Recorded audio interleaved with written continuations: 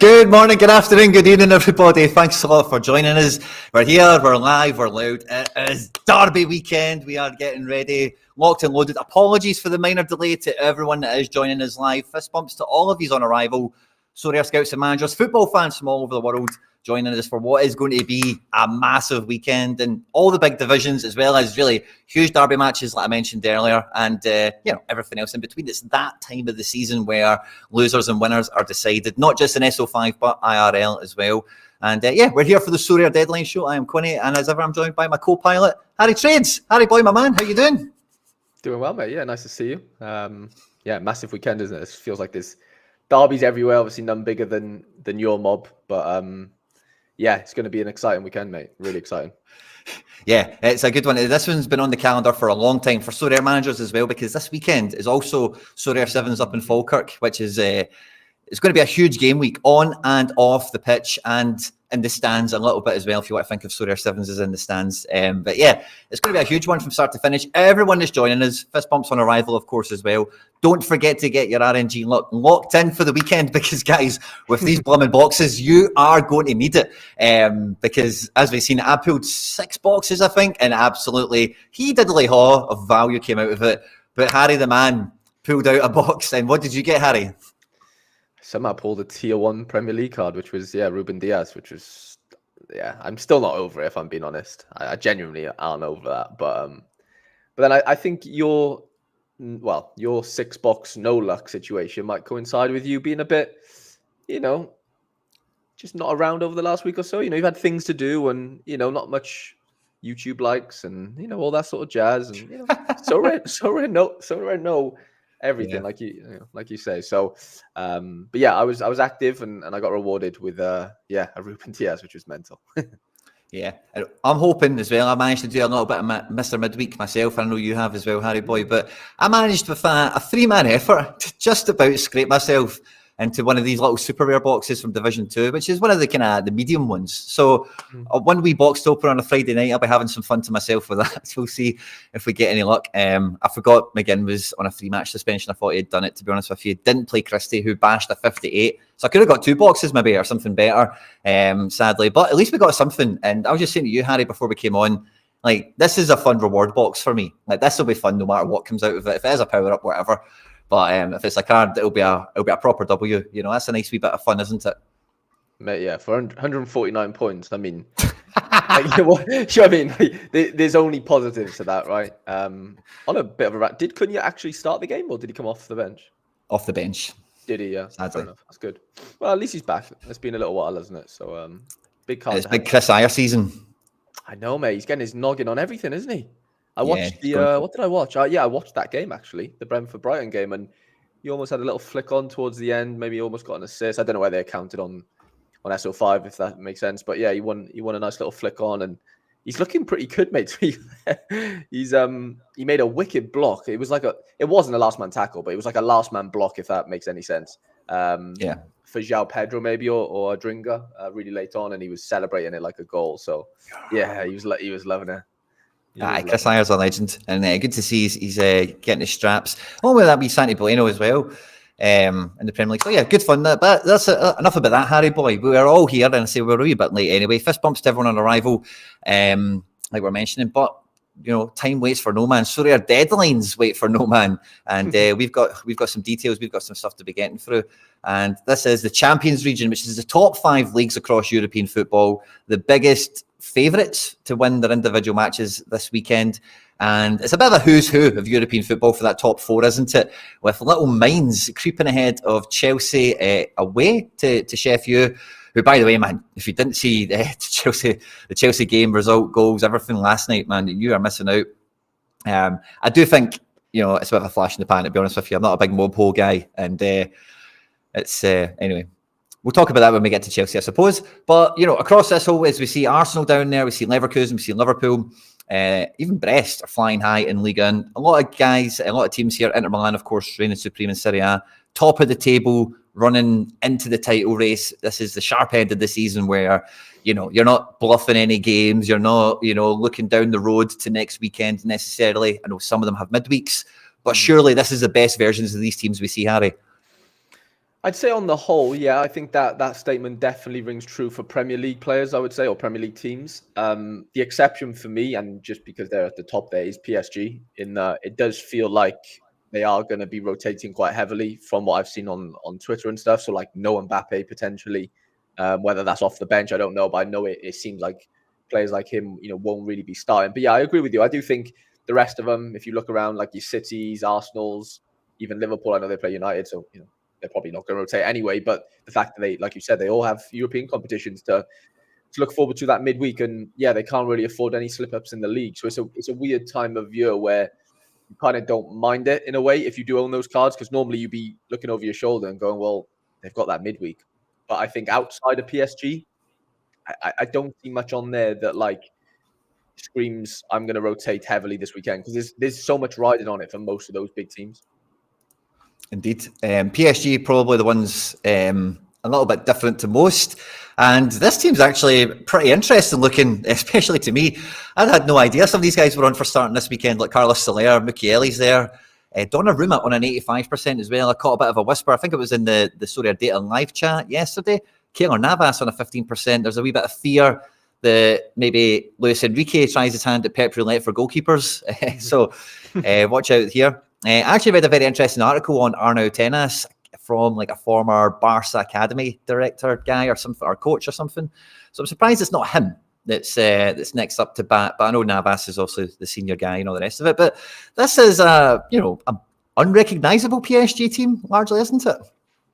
Yeah, you'd probably say so, right? The main pieces aren't there to see, but they do have like a sneaky amount of strength in depth. I would say that when Carlos Soler is like your fourth, fifth choice centre mid, and Lee Kang-in's not like nailed like this, it's just crazy to think that they do have a lot of strength. And is that team still good enough to go beat Clermont-Foot at home? You'd like to think so, right? Yeah, well, that's the kicker to this, isn't it? Because Clermont-Foot, rock bottom of the table, on 18th, 20 points in 27 games, 15 losses, conceding 46 goals. PSG, 12 points clear at the tippy top, scoring 64 with only one loss this season, and especially at home.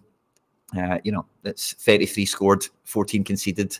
It's basically won a match, and Clermont-Foot are probably going to be the ones that help correct that average ever so slightly. I don't see them, finding the back of the net here. Regardless of what backline PSG put out. So yeah, there may be the different ones here, and to an extent, the ones that are maybe a bit more. If you can pick the team, and that team's actually bargain basement PSG, so that's one of the fixtures you want to see, Clermont-Foot at home. And if you've got Kolo Muani, Kang-in Lee, Carlos Soler, some of these guys, then it could be a good weekend. So that's good crack for sure. But in the Premier League, the first game we've got up there is Man City away to Crystal Palace. I was quite excited when Glasner came in from the cold after leaving Frankfurt, after winning Europa League and doing pretty well with them for a few years, into Palace. But they've not really hit the ground running yet properly. And Man City, they feel like I don't know, like this game could be a wee bit shaky, because this team will really want to turn the ball over. They want City to have 80% possession. They want to have like 6 attacks in the game across 90 minutes and score 2 or 3 goals. That's kind of the objective here. And when you've got the pace in wide areas that they've got here, and some of the, so I think like Palace at home could be a wee bit tricky for City, but I do think like looking at that team, it's hard to see them not winning it, isn't it? Yeah, no, with the form those sort of from 4 or 5 are on, even though Haaland was obviously rotated out last weekend or last midweek, sorry, this midweek. Yeah, Foden, man, like him and Rodri, they're just unplayable. You literally can't really do much. And I know one of them was probably gifted when Douglas Luiz kind of just thought he just passed the ball to Foden on the edge of his own box. But like, yeah, it's frightening. De Bruyne didn't even come on, I don't think. And yeah, it is ridiculous. Even though you're seeing players like, Rico Lewis in there, not that he's a bad player, but, he wouldn't be one of the first names on that team sheet. And yeah, does that mean too much? I still think they're probably too much for Palace here. But like you said, on the break, you just never know. There is pace in that team. And, there's no pace in Akanji. Well, Akanji's not slow, but Diaz isn't quick. And Guardiola isn't quick. He's not slow. So, there's definitely a way to exploit him. But will Palace be too tired at that point because City have just dominated possession? Probably. So that's the key point for me. Do they still have the legs after 60, 70 minutes to still go on and try and nick something? But Palace, I think, they've looked better. and De Glasner, but they struggle with injuries. Like, Eze wasn't in when Eze and Elise, sorry. I think Elise played last week though, but for some reason he's not on here. I don't know why. But yeah, they've definitely struggled with injuries, and a fully fit Palace team, I think, will do half decent. But yeah, against City, I don't think it really matters, if I'm being honest. Yeah, KDB and Bernie as well. Wee bit of the maybe top of that Rodri Foden kind of element. How good their form is at the moment. Like, it's just undeniable how good they are at the moment. And this is when these teams, as I said in the tip off, kick into gear. Bayern Munich don't really feel like they have any gears to kick into at the moment. And away to Heidenheim isn't going to be a pushover match necessarily. Heidenheim definitely go punch for punch, give as good as they get against basically everyone. I was a wee bit worried when Leverkusen were playing this team that Leverkusen might lost their record or whatever. But yeah, they're a handy team. This is what their predicted lineup is on screen at the moment, and this is how Bayern Munich are set to line up. Eric Dyer, Serge back in. Serge, Lima, sorry, De Ligt. Yeah, I don't know. I think Sane's injured again, which is obviously not ideal, but. Well, there's I say no pace. Gnabry's not slow, but again, there's not much pace in that front three, is there? If we're being honest. Musiala is the only one that can really move there, in and around the box. You've got Lima's nippy. Yeah, he is. Yeah, he's athletic, but I wouldn't say he's rapid. He's not going to start kicking balls around players, and But yeah, he's unbelievably athletic, 100%. But I don't know. There's no Sane in there. There's no Coleman. There's definitely a lack of pace up there. So could it be one of those where they really just try and box Heidenheim in and try and play around them around the 18-yard box rather than playing transitions? That's probably the only way it's going to work. I think Musiala trying to find a pocket somewhere and wiggle past a few defenders and slot one home, which I can definitely see happening. But do we think Bayern hold on to a clean sheet there? I mean, Heidenheim like to score goals. Yeah, and the matchup indicator is suggesting that the defence are going to get a lot of AA opportunities in this game anyway, there. So Eric Dyer, talking about value options and everything. But Bayern has 13 points detached from Leverkusen, Heidenheim, and 11th on 30. But if you look at how tight the midriff tier of Bundesliga is, Augsburg, who were dead earlier this year, are in 7th. They're one of the informed teams in Europe, would you believe, at the moment? Do we have a form table on this? We don't. But yeah, Augsburg were dead and buried for a long time this year. Heidenheim. So anyway, that's kind of, Heidenheim are not to be underestimated at 11th, is all I would say. They're just as strong as 7th, Yeah, 100%. And then we go to Milan. Yeah, we have a wee peek at Milan. So Serie A, it's all Inter, isn't it? Really, in terms of the league. Oh, sorry, I've clicked on Inter like a tube. I do think Milan play midweek. Yes. Don't they? Yeah. So Roma, okay. Yeah, of course it is. But look at that. That's what you want to see, Quinny, isn't it? If we are looking at play sharper predictions, it's not a bad thing ever to see 11 90%ers. It's not very often we actually see that anymore. Not that definitely means they're all going to start. We know that, but it's not a bad sight to see, is it? When an expert sort of thinks that that's the 11. It's a nice thing, a nice place to be against this Lecce side. Who, to be fair, they've kept a few clean sheets recently over the last couple. Nice. I think, let's see, Chukwueze, Rafael, Pulisic, it's just a lot of pace and a lot of energy in that front line, isn't it? Which you don't really see too often in Italy in recent years, but they've been getting a bit of a tune, especially at Pulisic. He's living his best life out there, and Leal goes from strength to strength, week to week. But look at those L15s, 36 and 35, the centre-backs. If you wanted a defensive stack this weekend for any sort of cap mode, AC Milan are a wee bit OP. Yeah. And Jan on 49 as well. That's unbelievable. You can get them all for under 110, basically there. 110, 115 points. Double centre back and goalkeeper. Yeah. It's pretty tasty. Very good. Now, we'll have a wee look at mines, right? And then I think we'll just have a skirt through some of the main games in these leagues that we've kind of looked at, the Champions ones, in case, just for the matchups indicator, like seeing Brest and Lons and stuff like that. I like Mainz getting a wee bit of a shout out here because they've broke the top 5, which is lovely to see. They are at home to Darmstadt, which again, if you've got any Bundesliga cards, it's the fixture you're looking for, bottom of the table, at home. And Mainz themselves are nowhere near the safe at the moment themselves. They're certain third bottom in the moment, 6 points detached from Bochum. So this is it's a 6-pointer for them. Darmstadt are basically dead and buried. I don't think they've got any hope of getting out here.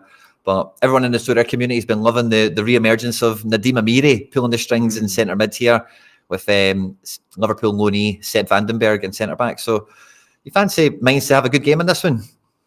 I definitely fancy Amiri too, if I was picking, and maybe Vandenberg. Yeah, he's been really good for SO5. I don't know. I mean, I know a few of the other players, Barrero, Catchy. There's a couple of decent players in there. That Burkhardt, the striker, Burkhardt, or however you pronounce it, he was a bit of a wonder kid, wasn't he, at some point? I don't know whether he sort of died down a little bit, but there's some names in there, and but I think Amiri's captainable this weekend. You know, you're looking at 80 plus. You've got to be easy. I'd put good money down that he would get over 80 this weekend. Zetner 100 against Leipzig. The problem with that is that Darmstadt are not going to have the opportunities Leipzig had, you know. So he may be good for a clean sheet and so, some good AA, but you can't see Darmstadt. I don't know the statistics from the Leipzig game, but I'm going to suggest they had a lot of attacks because that's just Red Bull football. That's what they're all about, to give a goalkeeper 100 potential. So unless he was double, triple decisive or something. But that's good to see. Zetner's one of these guys. He is a bit of an AA junkie. There's a few of them across Europe that play for these more modest teams that you get a big spike out of them every so often if sometimes they do kill you when they concede 4 goals or something. So, yeah, I like them as well. I say Catchy, Mawene as well, former PSV player. There's definitely some Gilavogi in the back three. There's definitely some credibility to this team. Yeah, I feel Mine's usually weak.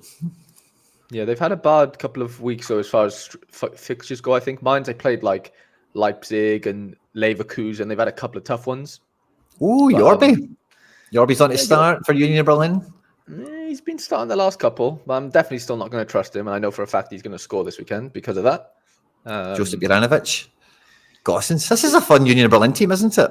I know. Brendan Aronson. Yeah, Kevin Volland, Troussard. It's a weird team. Yeah. Weird team, but Rono as well. Leite, Rono's been good recently. Really good. This is a really good team. Kevin Voigt as well, I'm a big fan of. In a back three, certainly. If there was ever goals in a game, Quinny, it's this one. Oh, yeah. Tella ahead of Frimpong, 55% on this one. I don't know if that's on form or fitness. Rotation, yeah. Because they play West Ham midweek, don't they? They do indeed. Adley to start on the left here. Hoffman still only 30%. We've missed Hoffman for a few games. I'm not too sure the exact situation on that. Back three is Hinchapi. He seems to have cemented a bit of a place here. Ta and Odilon. Stanisic drops out. So that's Leverkusen. Dortmund versus Stuttgart. That's going to be a fun game. That's a big one. Yeah, there's goal. Again, I know we always say it, but it's a cliche. But there is if there's no goals in this game, then you might as well just scrap the Bundesliga forever, right? Woof, man. Look at that midfield. Like Nemeka, Brand, Adiemi, Sancho. Like there's 4 quality. So Nemeka's L15 is 28. Box to box midfielder. You know, he's good for a 75, you know, with a decisive, no problem at all. Definitely. Minutes is sometimes the worry with these guys. He's just 60% on. Sabitzer behind him, which I'm a big fan of as well. Imagine Sabitzer was starting over Chan. That would be some 5. I'd love that. That's a FIFA team. Literally, isn't it? You just got pacey wingers, wicked number guys 10. that can shoot and pass, box. Yeah, the only one that's not missing, but the only one that's like not really firing right now is Fulkrug. He has. I looked at his L15 yesterday because I was building lineups, and he hasn't really been at it recently. I know he's only good for really like a 60, maybe a 70 sometimes if he gets a double decisive, but the goals and assists and stuff have been coming from, you know, lower down the field basically. At the aim, he got a goal I think last week. Sancho's been pretty good, hasn't he? And Brandt being probably the best contributor. If we're talking, you know, goals and assists. So yeah, it's a weird one, but yeah, the Stuttgart team on the other hand is goals everywhere. That front two is dynamite, isn't it? You know. Yeah, it's dangerous. It is dangerous. Milot's been good. Stiller's been amazing. Mittelstadt's been great as well. Yeah, everyone's talking about this Furic kid. He is good. On my timeline, everyone's talking about him. Yeah, he's a good player. I think he just not just, but he signed a new deal maybe in Jan, I think, to keep him there a bit longer maybe. So they'd have to, buy him out obviously over the summer with a big fee maybe. But yeah, man, this sounds like a really exciting game. Like I don't really watch much Bundesliga, but if I was to watch a game this weekend, it would probably have to be this, I think. Yeah, I can't back any team that's got Mahmoud Dahoud in midfield. Now, this is a bit of a revenge game, but because he is former Dortmund, Dortmund player. Yeah, good point. Yeah, so Mahmoud Dahoud on 34 maybe appeals to owners, but I wouldn't be an owner, so I don't like him. But I don't think he's any good. I don't mind him. I think he's all right. I don't love him, but I think he's tidy. I do. Overrated. Wolfsburg Gladbach. We'll put that on screen in case anyone's got any cards. Here you go. Kevin Paredes in the 10. Kevin Paredes in the 10. Ex-DC United boy. I had his very first one of in rare for donkeys. Yeah, what, big head? Big head, yeah. Yeah. Max Arnold, Lovra Meyer. Again, this is a great SO5 team. Joachim Myler, Mercedes Jens, Seb Bornau, Vidal Baku. It's a quality team. Yeah. Gladbach on-screen fees as well. That'd be a fun game as well, I think. Koitakura's back in town. He's a big difference maker for them in defence. So yeah, he's decent. Good player. Him with Elvelde, Reitz, Niehaus. They're okay. Robin Hack in attack. Leipzig, we'll put them on screen, and then Frankfurt, Bremen, and then we'll have a scan through Premier League and see what we've got there, because we should have press conferences and stuff dripping out, so I didn't want to get to Premier League right quickly, and then we've got some massive derby matches to make sure we touch on in Champion Europe, and we'll use that to lead us down the path in contenders and challengers. So this is the Freiburg team on screen if anyone's after it. Augustine, Gregorish, Doan, some nice players in this one. Atabolu has maintained his place all season, L1543. Maybe he could get 100 this week. He's playing Leipzig. Sesko Depend in attack. Olmo and Simons. That's a really good attacking, that front four. That's good Red Bull football waiting to happen, isn't it? Yeah, that's Simons. I'd love to have a Xavi Simons card. I really would. There's been news coming out this midweek, that like they're kind of preparing for life without him, and they're looking at that El Canus, the one from Genk. Ooh, yeah. Obviously Simon's going back to PSG in the summer and stuff. Could be Daniel Olmo linked away also.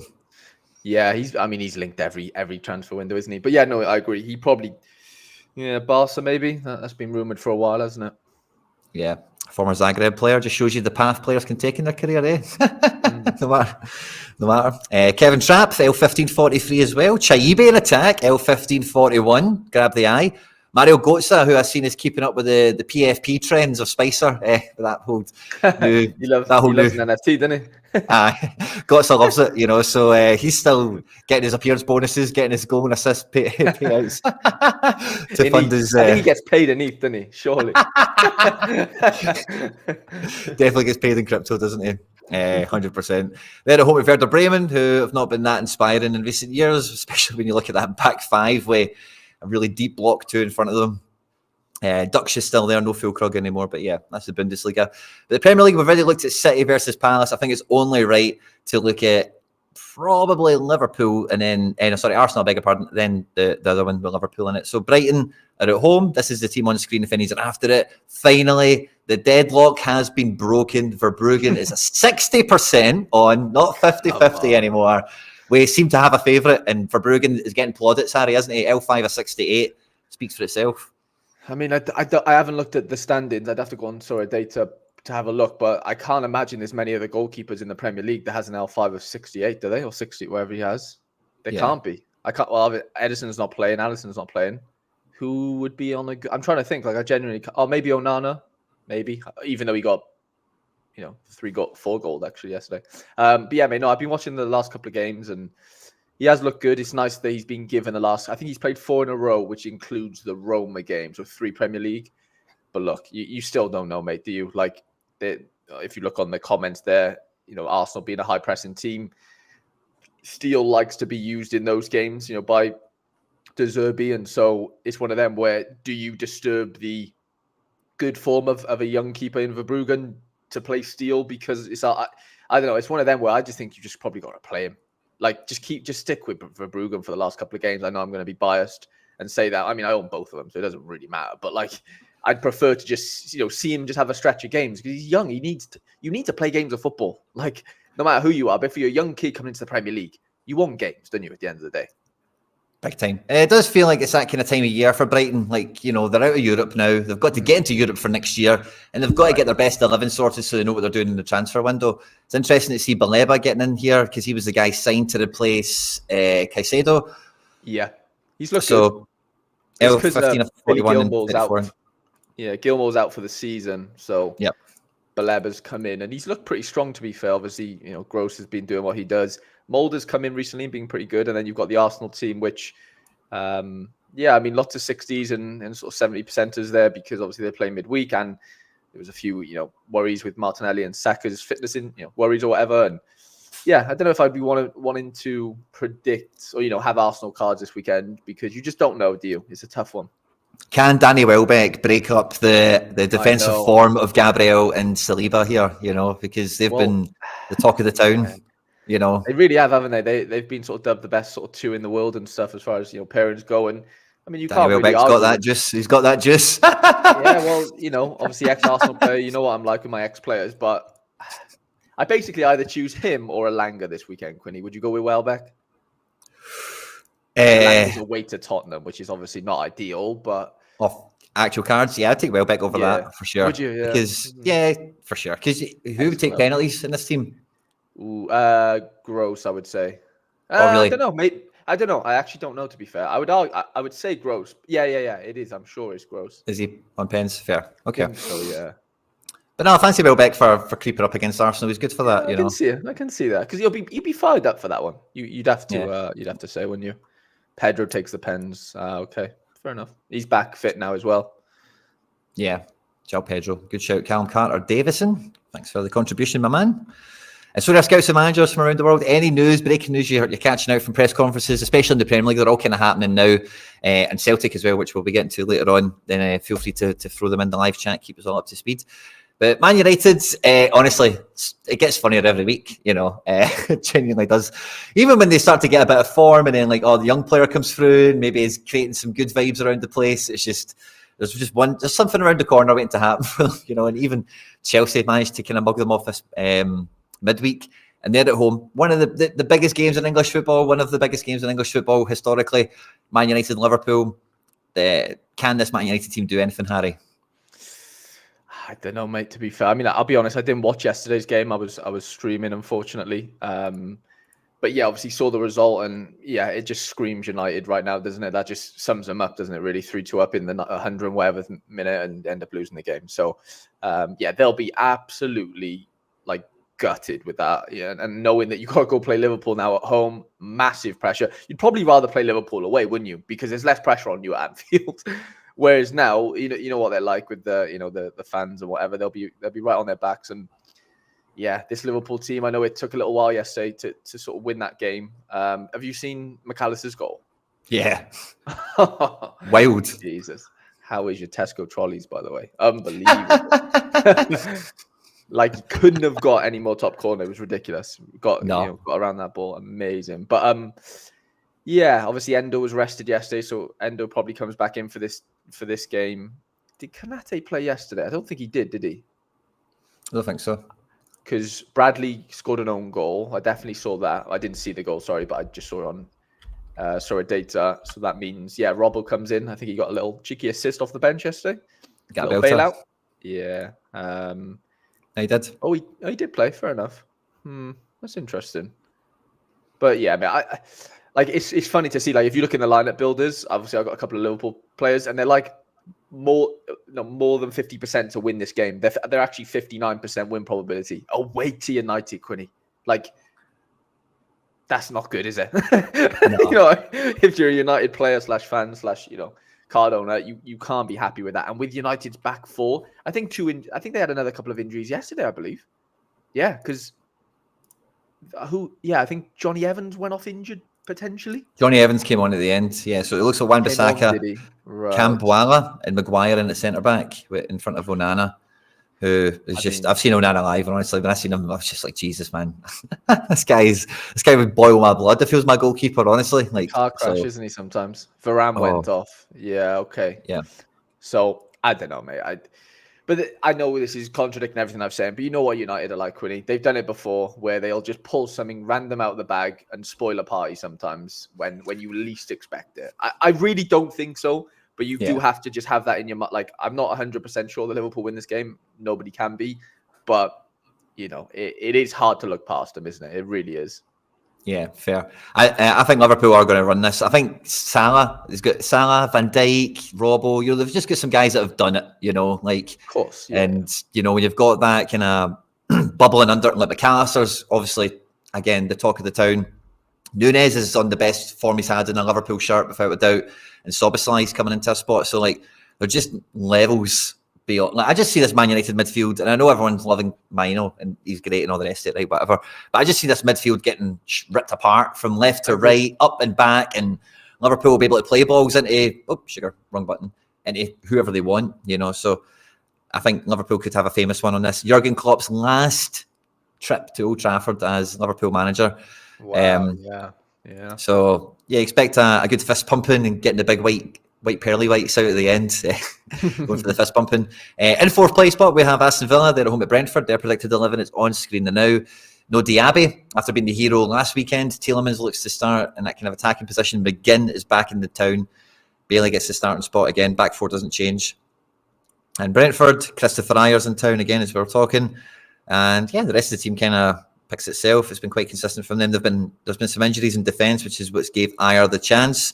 Still no Ben Mee or Ethan Pinnock back, but Jorgensen's in here alongside Collins, who I know Collins is definitely first choice for them. So there's both of those. Tottenham, who are in fifth, they are. Timo is back in at 60%. Yesterday I checked this and it was Richarlison. I was like, get to France. It's all about Timo and Brennan, isn't it, Harry boy? I mean, look, I've been telling you all season, he's the real deal. And I think I don't know what the stats are, but I know for a fact he's one of the best forwards per 90, all that jazz, as far as goal contributions this season for Tottenham. And obviously big price tag, but it does seem like, I know it's taken a little bit of time, but he has started to sort of pay back, the returns, I guess, are there right now as far as what he's producing. Kulu looks a shadow of himself coming out. I watched the game midweek against West Ham, and Kulu comes on the field. I know he's obviously annoyed that he's not starting and stuff. He's kicking balls out of play, Quinny, and just missing easy part. When you just deflated as a player, it can't be nice. When somebody's playing well and you're not playing well and you're not on the field, and it's tough. But I think boys are saying in the chat there, Richarlison is out injured, so I think the front three probably picks itself. The only 50-50 there is not the only, but Bentancur and Bissouma, which I think is quite interesting because Bissouma's been pretty good recently. So I'd be surprised if I do think Bentancur's class, but I don't think he gets in over Bissouma in my opinion. But you never know. It's a tough one because Bentancur, when I've watched Tottenham quite a lot this season, but he does like to play Bentancur if he thinks that you'll get a wee bit more possession in a game, because Bentancur, you kind of need to let him. And although he can be quite nippy around the ball and stuff like that, but he's not a kilometre guy. He's not going to be. No. So you want to leave him in little pockets of space, find him, and then he's get great execution and all that. But Bissouma and Sarr for me is high energy. Nottingham Forest coming to town when you've got Hudson-Odoi, Morgan Gibbs-White, and Alanga. I don't think you can afford Bentancur against them. Probably can't, mate. No, they're looking good recently, Forest. They've really, pulled out of the bag that midweek game against Fulham. Chris Wood looks like Ronaldo. Have you seen Chris Wood's goal? He spun on 30 yards out, right? And he's just hit this ball. Keeper, Leno's literally not even bothered diving because he was so far out, and he's hit the, he's knuckleballed it into the bottom corner. Nice. Nobody expected him to score because he was that far out. It was a weird one. He was spin, touch, shoot, and it was just in the net before anyone knew it. And he's doing the whole, he's doing the Bellingham man in the middle of the field. It was class. I think I've seen a picture of that. So I was thinking, I've seen something with him, but I don't think I've seen the goal. I think I've seen a picture of his celebration or something, maybe. Mm-hmm. It was mad, but Gibbs Whitemaid's looking tasty right now. I know, we spoke about him for a while on the channel, and I was a big fan of his in the summer, obviously playing for that under 21, England side. He's always been really good, but right now, he is like those number 10s that we see in the MLS, sort of dictating everything that they do, your Carlos Heels and, your Lucho Costas. He's that in a Premier League version, if that makes sense, for a team that isn't very good. And he's really sort of carrying them, I would say, a lot of the time, as far as creating chances and all that stuff. But Callum Hudson-Odoi's come in and looked decent, mate. I'm glad for him because he had the world, didn't he? And now it's he's come back down to earth a little bit. He actually has to deliver. He doesn't get paid, 200 grand a week now to just sit on Chelsea's bench and be on loan or whatever, even though he probably is still on loan. But you know what I mean? Like, it's just weird things like that. And Langa's looked pretty sharp as well. But yeah, I'm just happy for Gibbs White and Wood, to be honest, because I do really like him. CW7, that's clever. Gibbs White for me is the hottest transfer target in the summer domestically, I think, in the Premier League, because there's no chance in hell with all the stuff that's going around that Forest don't sell him for 60 million to whoever he wants to sign for that come in for him, Yeah. And I think really, if he'll have his pick of clubs, I think he would fit in, ironically, at Tottenham very well. He probably would. But again, yeah. We've had a bit of a theme of this today, but Brennan Johnson, former club again, so we've got a bit of juice going for him. I know. So yeah, it's derbies and clubs and those little derby elements for clubs and former teams and stuff. So a lot of fun, a lot of stuff going on in this one. We'll let Chelsea up next since they kind of took the headlines. And I was going to mention this earlier, right? But see, when I seen Pochettino coming out after the game, and obviously he's talking about it's a great result for them, right? And he's right, he's doing everything that he should do. Don't get me wrong, right? But see, when he talks about all the stuff that Cole Palmer is like bringing to the team or whatever, I just think straight away, you are so lucky to just get a pure Pep player, like a world-class Pep player who would be probably, if De Bruyne would retire or something like that, like would be playing in that kind of position for City and probably has been kind of training in that kind of role or whatever. Yeah. To just drop, not just drop into your club, obviously they paid a bucket of money for them, but it's a real luck out of how good he is, and he is like, he has like a Man City best. He could play in the Man City team, no doubt about it. 100%. He's the difference. I mean, is my point here. Oh, mate, massively. You take him out of this side. I'm not looking down upon what he's done as a player, but I think like 8 penalties, like his goal contributions is ridiculous. Like I think it's like 21 goals and assists in like a stupid amount of games.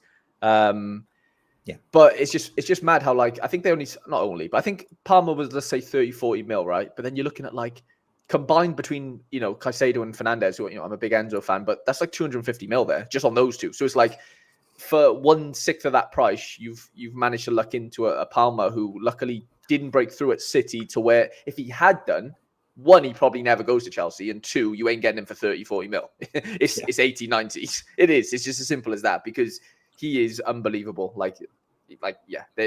He's been incredible. I didn't foresee him being this good. I don't think anyone really did. And you can tell he was a player, but there was always that sort of Foden. He's just like a B-Tech Foden type of thing, and which he probably still is, if we're being completely honest. Again, because Foden's still doing his thing, but it's a lot closer than I think maybe the people we all thought potentially. I'm just glad he's had a chance to play football for somebody, and he's doing things. He's doing good things to his own price tag, because I don't know where he goes after this, if he ever goes then. Not ever, but what's the next step for a Cole Palmer?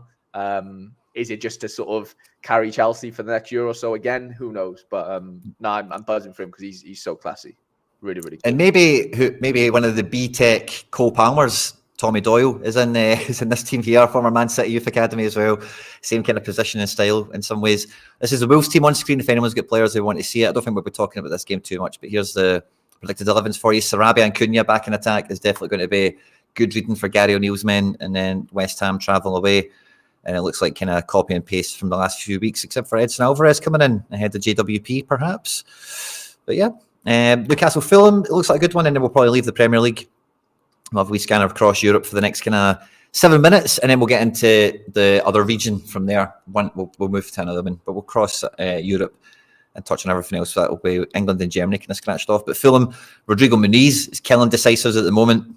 Midfield, wow, Kearney, and this is a good AA potential from Fulham, because Newcastle, like I've been saying this really all season, but they are really on the ropes in a lot of ways, injury-wise. Livermento and Trippier are out, so Kraft will be starting again at right back.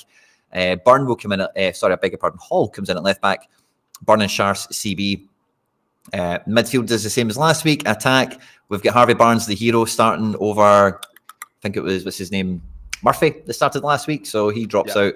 Barnes comes in from the start, and the attack for Newcastle is never a problem. They seem to have always had at least 2 out of 3 guys that are really capable of winning a match on the pitch, and that's what's kind of kept them going for the most part. But the defence hasn't helped them any. Dubravka is like, any reputation or perception he had is like dwindling every week, and Hall looks handy. Kraft, they've just gave a new contract to a month for 2 or whatever. So I'm sure he's buzzing. He's been there for years.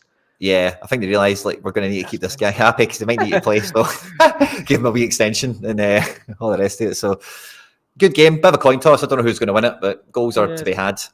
It's a weird one, isn't it? Newcastle are just outscoring. It's just outscore your opponent is basically what Newcastle seem to be doing. We'll score 4. You'll have to just score 3 or 2. Like it doesn't. There's no clean sheets in Newcastle's playbook right now. It doesn't feel like, and no Trippier. They're missing some big players at the back, but like you said, they do have some serious goal threats up front. Isak, Gordon, Barnes is dangerous, and Fulham. Barnes now 15.44 as well. It's a fun one for attack. Yeah, he'll be a mid card, won't he? Yeah, he will be. I think. I think he would be. So we've got Udinese on screen. If any of you are crazy enough to play them against Inter Milan this week, who, Jesus, pretty full strength from them. It looks like Sommer's back in town. I can't remember if he was he questionable a week or 2 ago, or am I remembering that wrong? No, I think he was. Yeah. I think he was at like 60. Yeah. I remember us saying last week, didn't we? We said DeMarco would be good for 100. I think he scored. I saw him at 80 odd. I think he got the first goal. Yeah, I think it was like DeMarco to Bastoni maybe for the first one, potentially. I don't know what he ended up on. One of my biggest regrets, man. I wish I'd bought this guy so many times. I look at this, I think, Jesus. Because I was watching Verona. I was watching this guy play, and I had him on Football Index when he was at Parma, because he was a little Italian youth national, and they had him on it, and I was like, oh, cool. He's like pieces. 4 pence. Yeah. It's such an obvious one to get just for nothing and put him in the back burner. But wow, 88 he finished on some left back. In 69 minutes, by the way, as well. Not even a full game. Yeah. Now, I wasn't sure to put this in the running order as a derby, right? But I think Juve-Fiorentina has something to it, because I think that, I know Juve and Torino is like, Turin and whatever, but I'm sure Turin and Florence are kind of like close to each other, maybe like Manchester and Liverpool kind of vibes, So I don't know if this derby has a funny name, if this game has a name, like when we see the preview to it, they'll be like, oh, D'Italia, and give the game a name kind of thing, So maybe this has got something to it. I'm not too sure. Maybe you guys in the chat can keep me up to speed with that. But Vlahovic and Chiesa, the bromance is kind of kicking up a gear. And a lot of people can't wait for Allegri to be replaced at Juve. I'm seeing a lot of people talking about how good the Juve squad actually is with ball players. I've been linked to some good midfielders to come in and maybe improve on the likes of McKennie and Rabiot in the summer. But this is the Juve team. What do you think about them, Harry? Or even Fiorentina for that matter? The first thing that jumped out to me, isn't didn't Vlahovic play for Fiorentina? Oh, he did, didn't he? Yeah. I wasn't sure that. And Chiesa. Did he? No way. It's Chiesa's dad, definitely. I don't know about Chiesa, actually. Maybe we need to check that out. I can't remember. I'm sure it's Fiorentina, by the way. I know his dad played for them, and I don't know if I'm remembering it wrong. I'm sure it was Federico. Agent Cooper said, DeMarco's like Angelino, except good. Sorry, Quinny. Yeah. Oh, they're the same kind of player, Right, same kind of player. So let's see. Federico Chiesa. Juve got him from Fiorentina. 65 million quid. Or no, 44. One of them, surely to God, both, if not one, if not both, sorry, get a couple of decisives. Yeah, could be a good one. Anything else? We've got Napoli away to Monza. Monza on screen if any's wanted. Daniele Maldini, son of the man that is Maldini, in attack. I think he got a goal recently, and good for him. Zambo, Zielinski and Lobotka all back in midfield with Osimhen. Wee bit of old vibes here. No Cravadonna. He's not in the picture for this one, but yeah, there's Napoli. But the big one in Italy, the big one, we've already looked at Milan. If you missed it, you'll need to scroll back in the stream, I'm sorry, is the Roman Derby. I forget what the name of this one is, the actual Italian name, I'm sorry, but the Rome Derby. Daniele De Rossi's men on pretty good form at the moment. Spinazzola looks to come back and drop out the aforementioned Angelino to the bench, sadly for me. Lorenzo Pellegrini back from suspension as well, big set piece creator, and obviously Dybala in from the start alongside Lukaku and El Shaarawy. Pretty good team. Mils Villar, L5 of 71, kicking ass and taking names. He was a great DNP buy for any of the OGs out there. I had one, unfortunately not held him long enough to enjoy this. And Igor Tudor's Lazio make the trip to the Olimpico off the back of playing 2 games against Juve in the league and the cup with mixed results across both of them.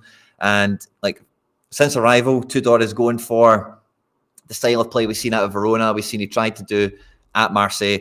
And some of these players are pretty well suited to it. So this is probably going to be quite a feisty derby, quite an open one. It will be the last Rome derby, it seems like, for Ciro Immobile. Heavy Saudi Arabia links resurfacing earlier today. And I think maybe Spinazzola, maybe his last derby. I was reading a kind of article around some guys that might have their last derby on the pitch, kind of thing, you know. So this will be a spicy one for sure. Just looking there, no Providel in goals, Quinny. Don't know what's going Mandas, or whatever. Because I've got that Sepe who's playing for Lazio right now, but I guess he's not getting the nod. It looks like they're putting a young kid in goal. I wonder. Stay there in the middle, isn't it? Big time. The team in the mix there that we've not looked at, which we'll put on screen, is Atalanta, who are away to Cagliari. Cagliari's team is on screen for you now. Yerry Mina in centre back. He could score well in a game like this if they don't concede 3 or more, you would think. Pasalic in attack. Oh, Coop Miners. I'd love to have some of these cards. They could have a lot of fun in this game. Isaac Keane coming in defence. A lot of promise around him. And long-standing Tottenham target Ederson retains his place in midfield alongside Darun. And everyone's favourite L15 surprise goalkeeper of the season, Carnesecchi. L5 at 61, L15 at 62. Keeps his spot there. No Scalvini. I've seen Juve are after Carnesecchi, 40 mil. Oh, that would be good for them. We don't have that many predicted teams in France, I'm sorry. So we'll show Lyon, because we have them. And no Cherki. But Ben Rama? Ben Rama? What? When did that happen? Yeah, he's been there for a while. He's doing rainbow flicks. And I didn't see that at all. He's been learning from Cherki. For sure. So there's the Lyon team if anyone's after it. And then in Europe, I think that's it. Oh, La Liga. How could I forget? We'll have a quick scan over La Liga, catch the big games there. And then that'll be us. I don't think there is. No, there is no La Liga. Of course, I've got no cards this week for there. Fantastic. Okay. So the big derbies we had outside of the top leagues in Europe, of course, the number one for me and for most of you guys is going to be the Derby of Glasgow, the Derby Glasgow, the Glasgow Derby, whatever we're going to call it nowadays. Rangers, we don't have a team for them. There is a few cards, but we've not got an expert predicted team here. I do have a predicted team for Rangers. And I would have, who are the cards? I think it's only, Dessers is good to play for me. I think Dessers and Suitors, if you've got those cards, on you go. Callum McGregor's been pictured in full training this morning, so I think he's going to come back in alongside Hatate and O'Reilly to make what is a first choice Celtic midfield. I do worry about that ever so slightly, but because Iwata has been fantastic in that kind of defensive midfield shielding position, he's been getting better and better every week. McGregor has missed the last couple of games down to an Achilles or some sort of injury like that. I know he knows the fixture. I know if he's 100% fit, he'll be more than able to come in this game from the start. But I do worry that maybe losing a wee bit of that Iwata presence, because Rangers at home, like, you can't write them off. You know, they're going to come out and attack from the off. And this game probably really favours Celtic more than any other game, SO5-wise, because we'll have less possession than we normally do. And we're going to have way more space to counter-attack with Maeda, Kyogo, and it looks to be Kuhn from the start. I would agree with that as well with the form he's in. So it's all about the goal concession again for Celtic in this one. But I actually think all the attackers are going to have potentially their best game in L10s and stuff like that. You know, it's going to be one of those ones. Hatate on an L15 of 39 is beautiful to see. And yeah, defence is rock solid. I think there's going to be lots of duels to be contested. We're just worried about cards. If you follow the refereeing patterns in Scotland, you know that we're not going to get much go our way. And you know, it's one of those ones. But I'm buzzing. I'm going all Celtic. I'm not shirking it. I'm not downgrading priority. If anything, I'm leaning into it a little bit harder because there's tons of 80 to be caught here. And if it's a must-win for me. Celtic have to win this. Rangers have a game in hand. We will play each other one more time before the season finishes. But this, for me, is a big must-win for Celtic. And I think with this team here, it's going to be a good one to watch for you guys. And hopefully it's going to be a good one to watch for me on the leaderboards as well. Who would you... Who's your highest scorer in that team for you? Is it O'Reilly? Has to be O'Reilly or Hatate for me. Yeah.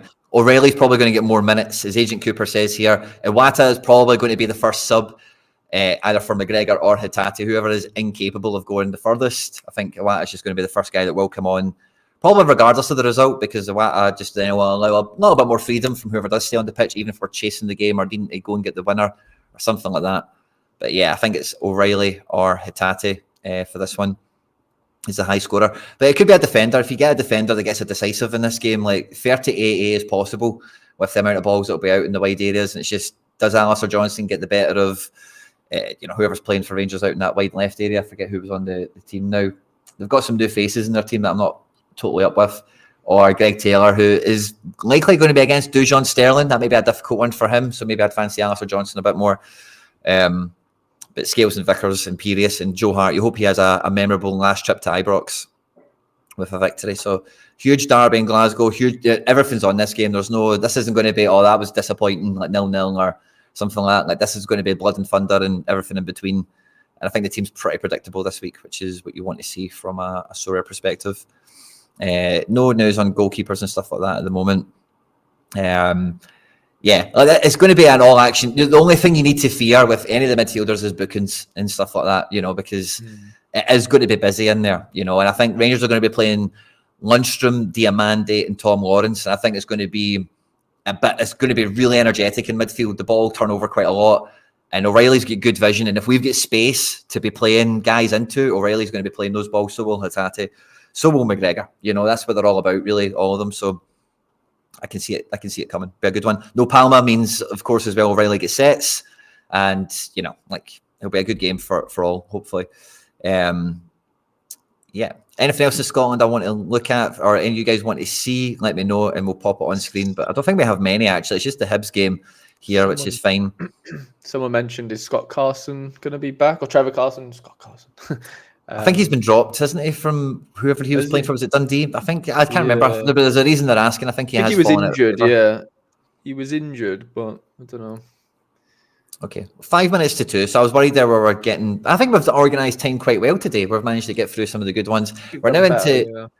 Yeah, we've done pretty well. I'm now kind of clicking on to Holland because we've got a big derby in Holland as well. Ajax Feyenoord, their Klassiker or whatever they call it in Holland.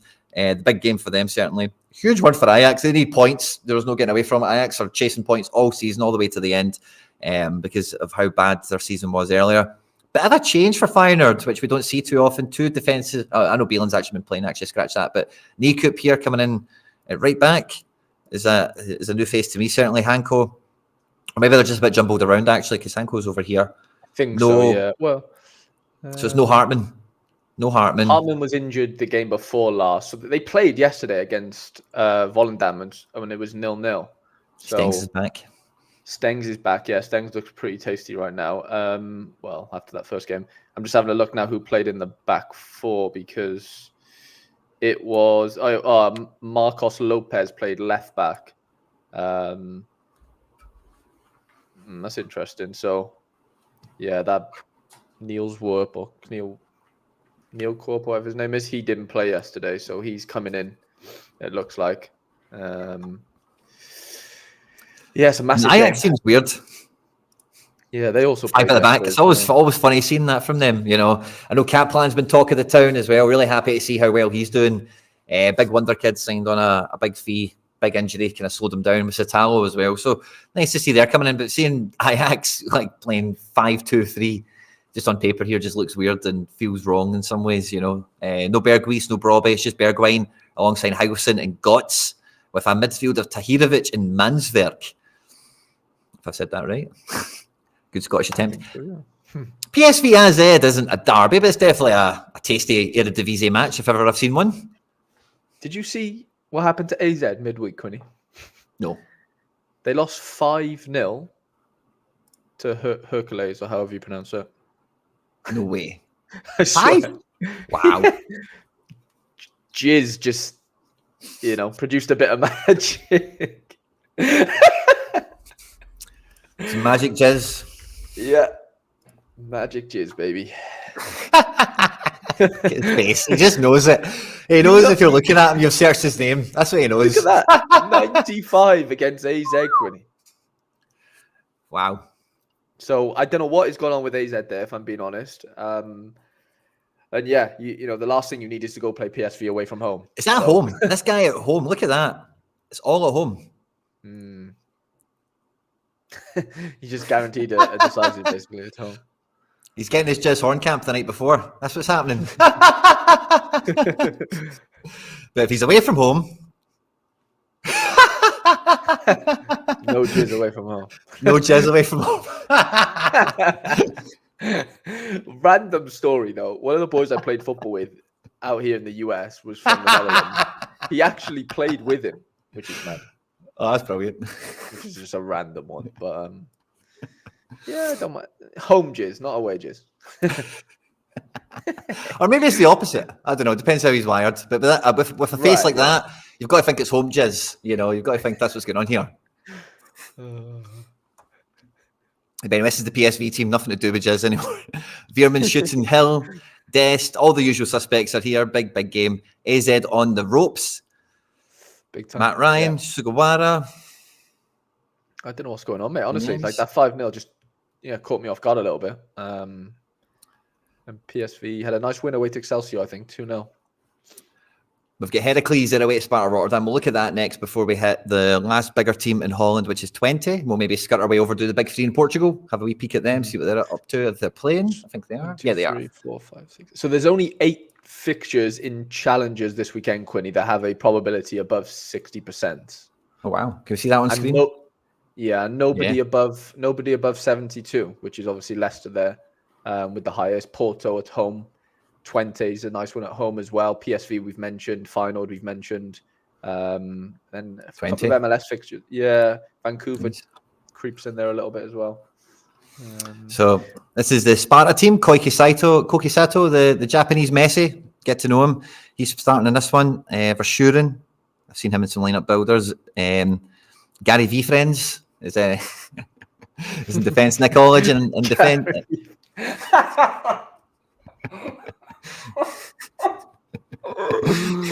Oh, that's killed me. Sorry. Yeah. Heracles. I think we do look at Heracles every week because when I see Leerdam in defence, that's not. Also, we look at we see Jizz every weekend as well. But Quinny, we know we don't want away jizz. We want home jizz. Yeah, that's it.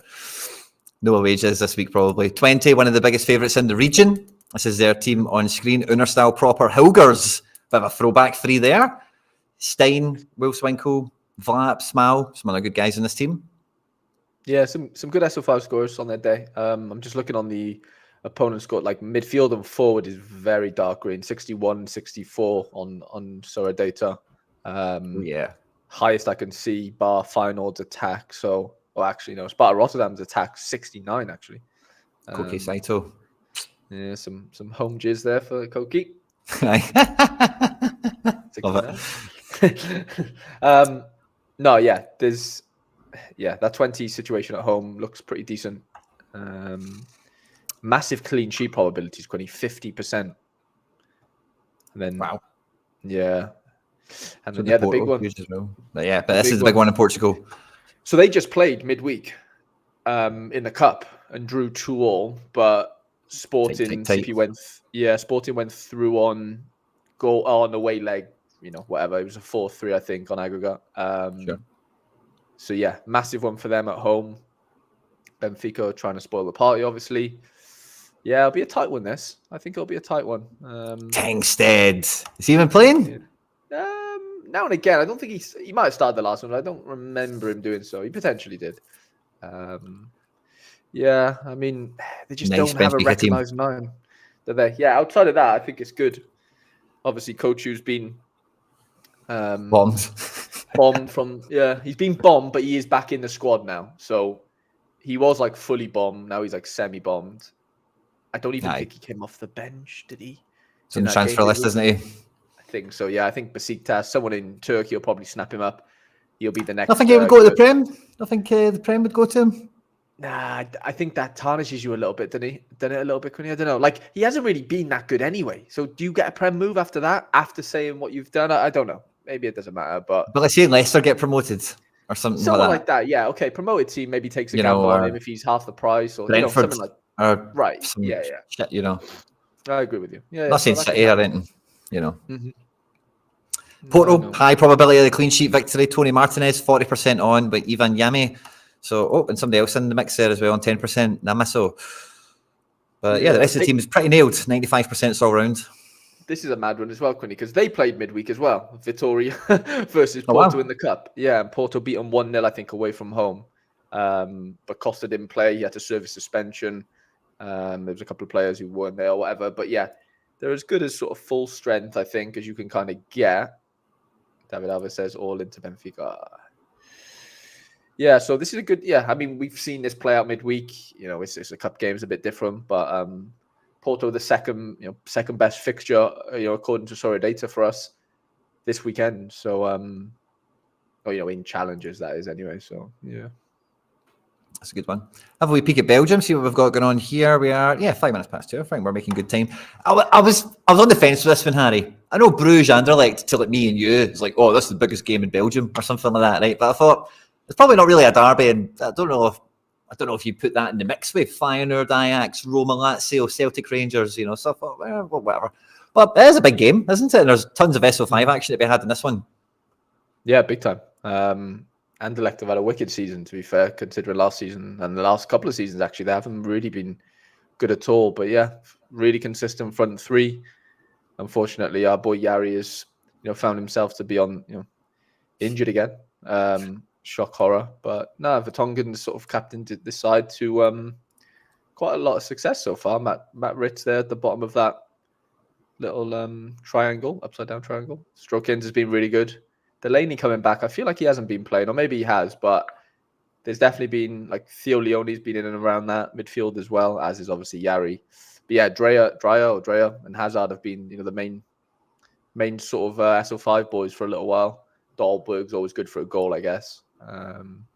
But no De Kuyper. He's been bombed somehow, or some reason. I don't really know why. He didn't play last weekend, which was a bit of a shock to everyone, but he's 40% on this weekend. I don't know. It just seems like there's just lots of options here. I wouldn't want to be involved in this Club Brugge situation apart from maybe the Lord. And they've got no Mignolet, which I don't know whether it's a gift or a curse, to be honest. Yeah, that's a weird one for sure. How does the league sit? Are we at the split yet for Belgium? This is second game of the split. Second or third. Oh, yeah, it doesn't display nicely, does it? Yeah, because all the points are halved and... It's kind of there we go. This does well enough, I suppose. So yeah, still chasing everything. USG kind of running away with it. We'll look at them. They're playing Cercle Bruges, Kevin Denke's team. This is the USG lineup. If any are interested, Amane, Siddiqui, and Rasmussen on a 33% free wear. Good luck with that. Back three picks itself. I think goalkeepers ever present. A lot of the front line here is somewhat ever present. Amora, Eckert on a 50-50 there. Club Bruges, we've got Denke. He's on to start. Hans van der Bruggen is there with both his thumbs. And I think that's probably all I can see there at a glance. Genk Antwerp grabbed my eye. It's two teams that are well kind of carded and pretty strong typically. No Butes. Lamens is in this, L15-0. So I don't know about Genk if that's good or not, but a lot of good SO5 players generally in this team. And Genk, Van der Voort, and a bit of a back five on the go here. Not really too sure this one will pan out, but L15s for both teams don't really grab the eye. Elkin, we mentioned earlier. But yeah, that's one to look at. Yeah, and Westerlo Ghent. I think Ghent is worth looking at. So Westerlo, they've got some players. Nicholas Madsen in the 10. Brian Reynolds at right back. Sinan Bola in goals. And Ghent have Davy Rofe in goals. Kandus, Torunariga, and Watanabe as a back three. Fun midfield four there, led by Desart. And an attack. I'm not familiar with any of these guys, I'm sorry. But they have decent numbers. Yeah, I think Sven Kums might be. I think he's behind that. Yeah, one of the 35s. He's on his way back. I think I saw a training picture earlier today, so he's one to keep an eye on, maybe from the bench, I would assume. This is kind of one as well. Salzburg, who are kind of seen as the epitome of commercial football, and Rapid Vienna, who I think are probably the best supported, like ultra kind of culture or whatever in Austria. So I don't know if this is a bit of a brawl as well. Actually, maybe it kind of slide this one in. But this is the Salzburg predicted team, if any want to see it. Pretty strong, and I think it's been quite consistent whenever we have looked at them recently. Kjærgaard on for big reputation points at the moment, for sure, alongside a few of these other guys, actually. And then Rapid Vienna. Sorry, looked a bit better recently, Salzburg. But yeah, I don't really know too much about the Rapid team outside of like Haydor and the left back. That Lang's a pretty good player as well, that right winger. Gruel, obviously. Bergsteller. Yeah, they've got some boys. That could be a tasty game. And then we've got Sturm Graz Lask, and then we'll look at Austria Vienna, Austria Lustenau, because I think that's a bit of a killer fixture. But this is the Sturm Graz team. Bierif, who is getting, I'm sure, is it the Bierif guy or is it Boven? I'm sure it's the Bierif guy, but he's getting some plaudits for replacing Hoyland. And it was at Motherwell earlier this season, in fact, on loan from whoever owns him. Arsenal, yeah. Alexander Prass in midfield. Is it Arsenal he's on loan from? Did Strumgratz not have that goalkeeper on loan from Arsenal last year? No, that was it was. Yeah, he's playing for Wrexham right now. Or yeah, I don't know was where. Was it Gratz he was at? Was it Gratz? I think it was. Interesting. Keitashvili as well. No, it might have been last. I don't know. I actually don't know. Tobias Lawal. Is that who I'm thinking of? Is that him? No, it's not. It's another guy. Yeah, it's Okoye or something. His name is. He plays for Wrexham, like you said. Talaverov in the back. We like him. Lukender's got a brilliant L5 of 68. Andrade, your man, up there. He's been bombed out to the left back position, which has killed his SO5 scores, I think.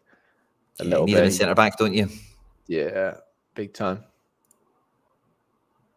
And then I don't know how Austria Vienna. I don't know how it's all sitting. These leagues are all kind of mumbo jumbled at the moment. But Austria Vienna, led by Dom Fitz in attack, Huskovic and Gruber, are playing Austria Listenu, which is one of the better games you want. Fructo L5 of 64 looks pretty appealing in the region, certainly maybe under 23 with Jonas Ando this week as we look at Austria Listenu. Don't have any recognisable players there. L15s are all terrible. Like you'd think they're all injured players coming back from fitness or something. Yeah, I think they're the whipping boys, aren't they?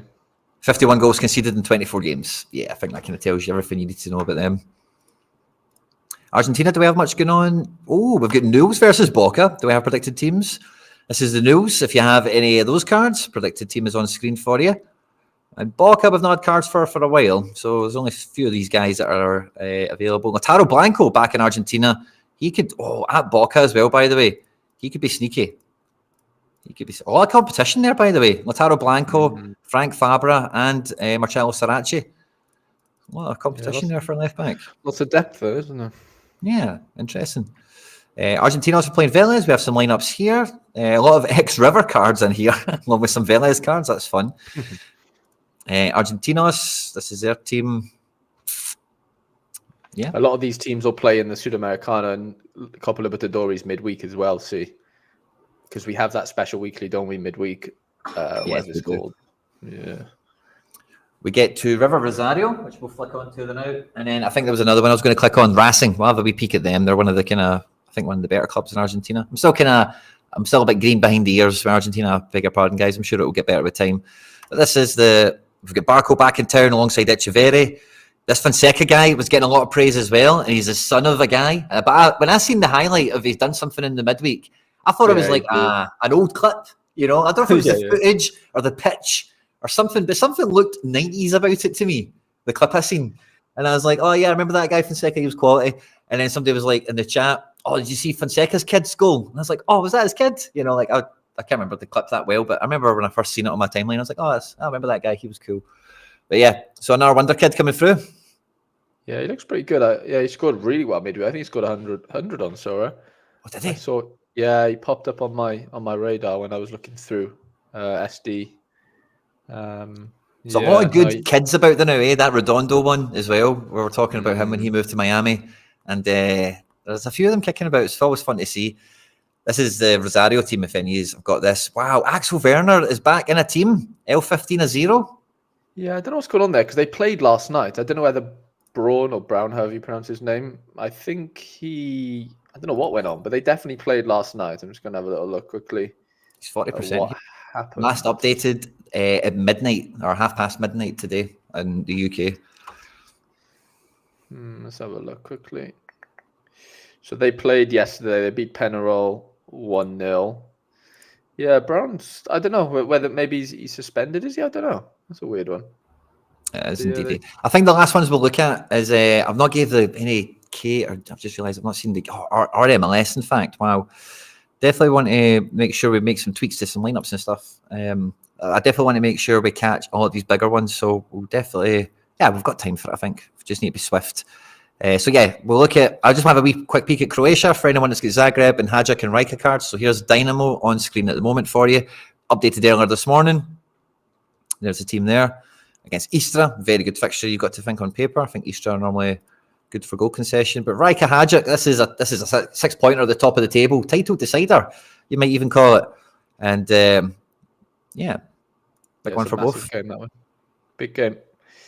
I know Hadjica, their goalie's out, and there's a couple of Lavarge's not fit either. There's a couple of funky situations there, maybe. So yeah, Riker really need to win that. Well, they both need to win, but Riker being top of the league definitely need to keep that lead nice and healthy. Is it Deguso? Yeah, just Deguso. I'm just trying to think about the teams. I know people stack and whatever, but Cecilia, he's on. There's the Daegu team if you're after it. Saul looked pretty good recently. Ryu J Moon. I won that guy. That'd be funny if I still kept those cards. I'd have Key and Ryu. That'd be funny. But ages ago, like season 1 of J League or K League, I think he played in at the time and still does. John Book, I think they've announced they're going to be letting Dan Petrescu leave at the end of the season. This is their team on screen. And they're playing Gang 1. Their team's on screen. Right, okay. I think MLS. Did we have any J League? Yeah, we do have J League. We don't have any lineups. Okay. That's fine. And then MLS, we've got a full complement. Wow, LA Derby. I definitely could have put that on the posting for this one. LAFC team is on screen now. This is Hugo Lloris playing in this one. Eli Tillman Atuesta back in town. Bogus, Denny Bouanga. Some big names in this team. I think this will be for all this. It's going to be goals everywhere. Oh, Peck, the guy you were telling me about, he's in to start this. Mate, I'm telling you, he is very, very, very, very, very good. And it's just annoying that he doesn't have cards, so I can't snag one before the hype, the hypes. But he is, Quinny, I'm telling you, unbelievable. Like, really, really good. Like, that front four is actually frightening for MLS standards. I remember saying that last week and it came good. Did they? Yeah, Jovelich was rested last weekend. Miguel Berry played, who obviously is the worst version of Haaland you can ever imagine in like a nightmare or something. But mate, yeah, Peck, Puig, Painsil, Triple P. It's just annoying that Jovelich, his name doesn't start with P. But yeah, Brugman, Delgado, mate. Yeah, LA Galaxy got something going on going forward. I do worry defensively, even though they got some. I like their defenders. They just seem to concede goals for whatever reason. SKCV Portland, I've just put on screen for us now, in case anyone's after these. Yeah, LA got the El Tráfico will definitely be a good one this weekend for sure. Yeah, that'll be a big one. There's a couple of good fixtures to be fair this weekend, like Cincy at home to New York. Potentially could be without Forsberg, but he might be back. He might not be. We don't really know. So funny story, Quinny. I was watching the Cincy game Saturday night, and I saw Celentano go down injured, and I was like, "Oh, well, I need to buy the backup." So they panned over to a goalkeeper warming up, and it wasn't Alex Khan. It was, if you go behind Alex Khan, it was that Loro guy, right? So I was like, I need to go buy him. So I bought him for £7. But Celentano continued playing in the game, so he didn't. He wasn't injured enough to not play, right? Yesterday it comes out Celentano's not fit. He hasn't trained all week. He's out for a few weeks. Verbruggen has been confirmed. Ooh, is that legit, Carl? That's interesting. Anyway, news broke yesterday that Celentano isn't going to play, but nobody really knows who's going to play out of Khan or Lovro. But basically, Khan has been injured all season. He wasn't actually on the bench on Saturday. So if he was, I am going to assume that he would have come on for Celentano, not this 7 guy, because he hasn't played in the MLS before. Whereas you think Alex Khan has. So. Yeah, I'm playing my Loro in a second MLS special weekly team, just in case he does play. So that could be a fun one. Might not be, but nice to be handcuffed for you. Yeah. Well, I don't even own. That's the thing. I don't own Celentano. Is the issue. Oh, so you're not playing both of them. You're not doing the Brighton thing again. That wasn't enough fun for you the first time. I can't afford. I haven't got the money for Celentano right now. But yeah, it's just a weird one. Yeah. I'm putting New York Atalanta on as well. Austin, sorry. Yeah. Oh, no, I was just saying Tobias there. Yeah, he did say that, but he's saying that because he wasn't ready before, if that makes sense. I don't think that necessarily means he's going to start from what some of the beat writers have said. So I'm going to, gun to my head, I'd probably say that can't start, but it's a bit of a coin toss. New York Atlanta's a big one. Yeah, got both those teams on screen for you now. New York, in case you missed it a second ago, just transitioned over to there where we're chatting. But yeah, NYC continue to disappoint. And Atlanta, GG came off. The Atlanta pitch has claimed another victim. He's picked up an injury.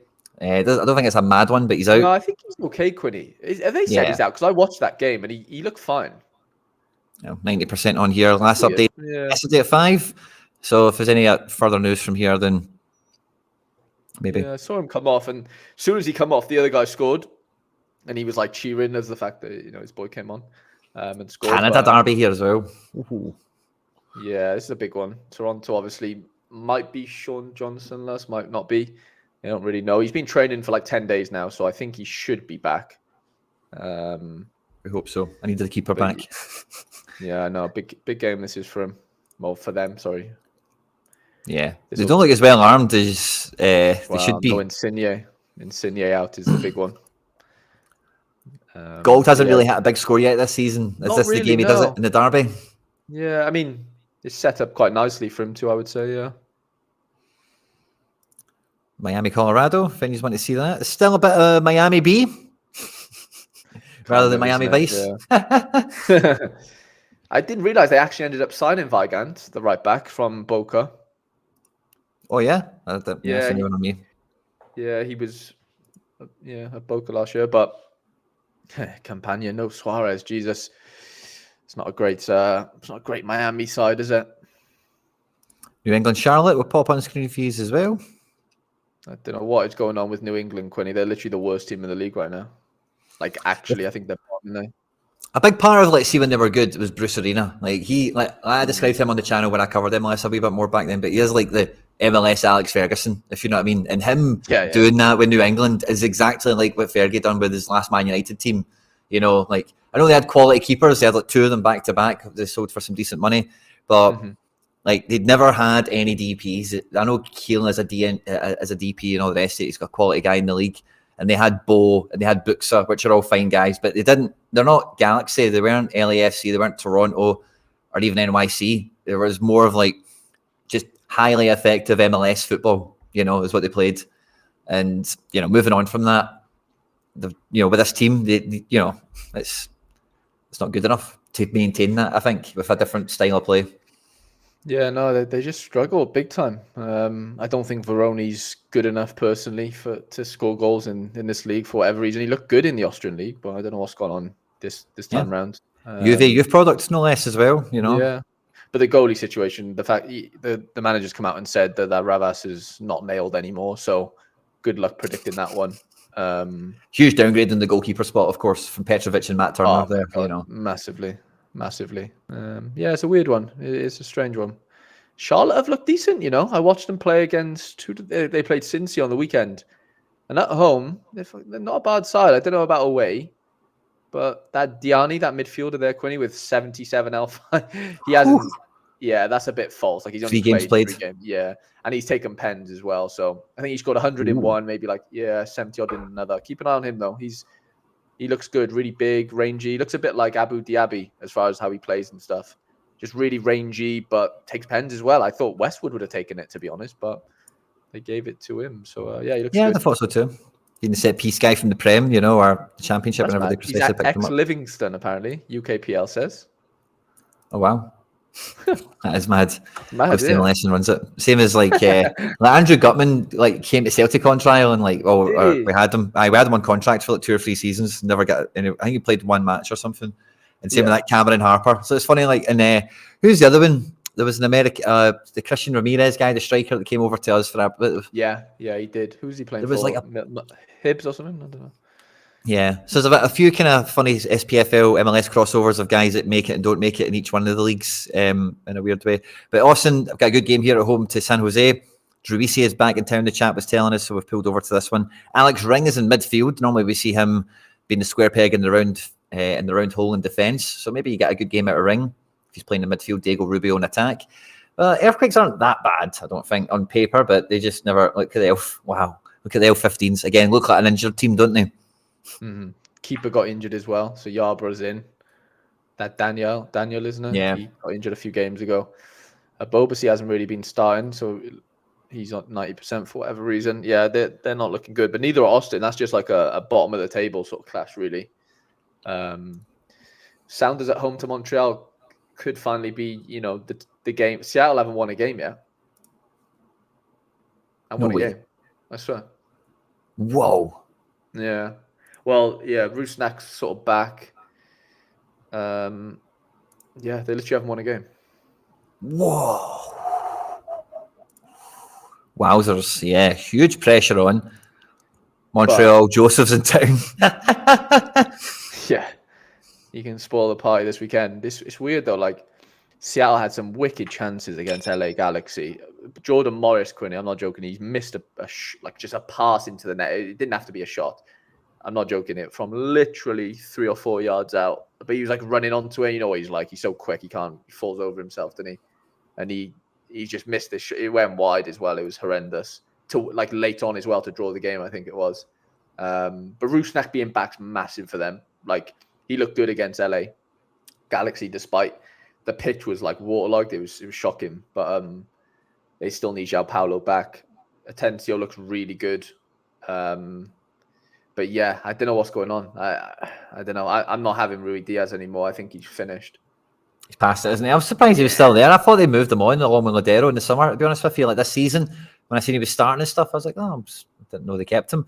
We've got the reigning champions, Columbus Crew. They're at home at DC. Fancy that to be a good fixture. That's their predicted team on screen. They're now Chucho on a 50-50 with Hinestroza. Yeah, Chucho's had a Barney, hasn't he, with the manager? He's put him out both. Yeah, 2 of the last squads. He hasn't played for 2 games, Chucho. So he missed the weekend MLS game, and then he missed the midweek CONCACAF game. So we don't really know what's going to go on midweek. This weekend.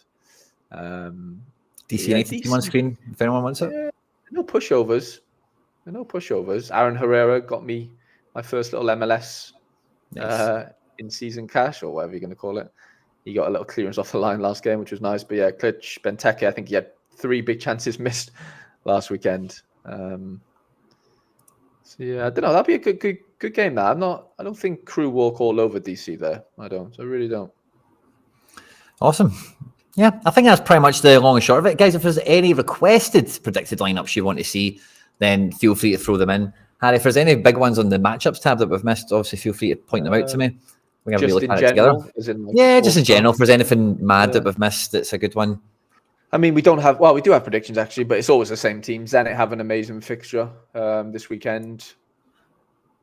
I'm trying to think. Here's the Zenit team on screen. Yeah, don't think it changes, does it? Yeah, not really. No, same team for the last 20 years. Feels like. Sanfrecce at home to Shonan. I know we don't have fixtures. Lineups, but they look pretty tasty. Saint Etienne at home as well. They're looking pretty good right now, and I don't know whether we have France too. Predictions. Yeah, we do. France too. We do. Saint Etienne on screen. They've been good. Lessoners, look at that. L5 and 15, 74 and 60 for him. He's been really good. They've kept a lot of clean sheets recently. Nice. And they're playing Concarneau, which looks like something you'd see written on a bottle or something, like some sort of liquid that's you don't really know what it is and you never buy it. It's always there on the shelf, And they are third bottom, so they're probably going to walk into the third tier of French football this season. Well, maybe not. 33 points, 35 points from safety. The Man City team, Troy. It'd be funny if they went down. But they have conceded 44 goals in 30 games, which is about 1.5. Whereas we find St Etienne at the top of the table, scoring 38 and 30. So not really scoring too much. But yeah, like you say, very mean defence. The best defence in the league. Wow. Didn't think I'd see that, but St Etienne. But 23 goals conceded in 30. And Concarneau scored 32 and 30, so 1 per game. So it's probably a nice wee 1-0 or a wee 2-0 maybe for St Etienne, I would, if I was to guess. On the feels that way. It feels that way, mate. But yeah, I'm just looking through the matchups here. This is everything above 60%, and Kilmarnock's in there. Vancouver, Brest are in there as well at home to Metz. No team. We've got Mold have got a good fixture away though. I'm not even going to try and pronounce it, but whoever they are. No team for them. HamCam, I've got them here as HamCam. Yeah, they don't have a. Ozchek play Rudez. That's a big one. Rudez are obviously rubbish. Yeah, Croatia. Yeah, the Rudez Chasers is Oselec this weekend in Osijek. Yeah, it's actually a weird week, Quinny, honestly. There's not that many favoured games, if we're being honest. Like, for that to look like All-Star, I don't know, it just looks really... One team at 81%, the rest at 75 and below, and there's only, 10 in the 70 range, the rest are 69 and below, and I don't know, it just looks really, really open this weekend everywhere, actually, in a weird way. So many derbies. Derbies everywhere, mate. Yeah, that's a good point. There's a lot of teams cancelling each other out, isn't there? Probably down here. But with some of them will smash, like Celtic. Right, yeah. Oh, they will, yeah. I won't doubt that for a second. I just don't know if we're going to see. Yeah, I don't know. It's a strange week. Go ahead at home to Almere City. I don't know. It's a weird one. It is Auxerre playing Troyes. That should be a good one. Troyes, obviously, that team we were just talking about, the City team. No predicted team for Troyes, but Auxerre at home. Yeah, they're not a bad team, are they, to have cards in? No. I think they do pretty well. Yeah. The little blue-haired boy in midfield. Yeah, was it Hein? Yeah. Mateus Tell's at 50%, Quinny. Was that a change? I don't know. Well, he didn't have any. He hadn't had anything all week, and then I just looked on my list there, and he's like 25 behind two different. That makes sense. Nice. Harry, do you want to show us your teams for the weekend? Yeah, we can do, mate. Let me go over to Sorare itself. We'll have a little butchers. What we got going on? It took me a long time to get everything set, but now that we know Verbruggen's in, Quinny, I don't know what to do because I have him in a team, but I was going to play my team in the worst division, i.e., Division 4. Because I don't really fancy that Brighton team to really do that well. It's Brighton basically with Sarabia at home to West Ham, but I also have Fabianski in another team, so I'm kind of hedging my bets there. But I don't know what to do about Premier League because I've just been promoted to Division 1 for the first time, lads. So let me know what you think. I've got a Division 1 in season and I've got a Division 2 in season, if that makes sense. They've both been promoted from midweek. So I could obviously go 1 and 2, or I'm thinking about doing 2 and 4, if that makes sense, and saving my 1 because all these fixtures in that main team, Diaz, Fernandez, Szoboszlai, Fabianski, and Diaz, are all away from home, which doesn't necessarily mean they're not going to score okay, but I'm just not that confident in it, if I'm being honest. So that's Premier League, and I've got a little classic 4-man as well. This is basically what I did last weekend, Quinny, that got me that Diaz. I played it in Division 3, though. A little 4-man. Careful with Badiashile. Yeah, I'm okay with that. I don't think I have anyone else to... could I even swap out Badiashile? Maybe. Yeah, I could go with Nico. Could even go with Joel Ward, which doesn't seem fun at home to Man City, does it? No. I don't mind. I'll keep Badiashile in there. I'm not bothered about that, to be honest. That's just it might get a box, it might not. I think Shalba gets over Disasi when we looked at the Chelsea team earlier. I thought that was the way it went. Potentially, yeah. Rico Man says 2 and 4, I think, better looking at the scores. Yeah. Tobias says 1 and 4. It's interesting. I don't know. I think you have Division 1, mate. You swing for it. But but how many points are you expecting? That's kind of the first question when you've got... it's a decent team. Like, I know it's Liverpool away to United, it's Enzo away to Chef, and it's Diaz away to Palace. Like, they're not terrible fixtures, and it's obviously Fabianski away to Wolves. So, I don't know, mate. I really don't know. Is it worth... Would you swap Fabianski with Verbruggen in that team? Well, I couldn't because I couldn't play Enzo then is the issue. I'd have to, because they're both... you know what I'm saying? But I could do Verbruggen and Dunk or Verbruggen and Van Heck. Just a thought. Because I thought, look at Fabianski. I don't know how many shots. I don't know that Wolves West Ham game. I think there'll be some goals in it and stuff. I don't think it'll be how many saves will he make. I don't know. It's just a wee thought I had. It is a weird one. Connor says Division 2 or 3 is the place to be. Lots of Wales play D1. D1, D4 might be a little different. Yeah, I wouldn't touch D1 with those players. Yeah, that's where I'm. That's where I'm kind of at with that. But anyway, I don't have anything to play in Champ. Obviously, no La Liga. I have a couple of bits in Challenger, so I'm going to go in Division 1 Classic. I've not played Challenger yet at Super Rare levels. This is going to be my first outing. Nice. All at home. Oh, sorry, no, they're not all at home. 3 are at home. Matson's away, and so is Flo.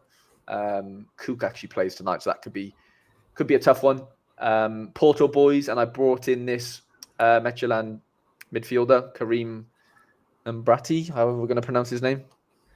Mbrabati, I don't know how we say it. But anyway, he's a bit of a smasher. I paid like 30 quid for him. He plays tonight as well, obviously, as does Cook. So that could be a little Friday night curse on the horizon for me. And then a little classic 4-man, I say 4-man, sorry.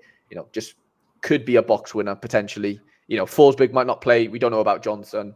And Balikwisha's, a bit of a doubt as well. So that's the extent of that. Contender, I've got a lot more going on. I've got in-season D1, in-season D2.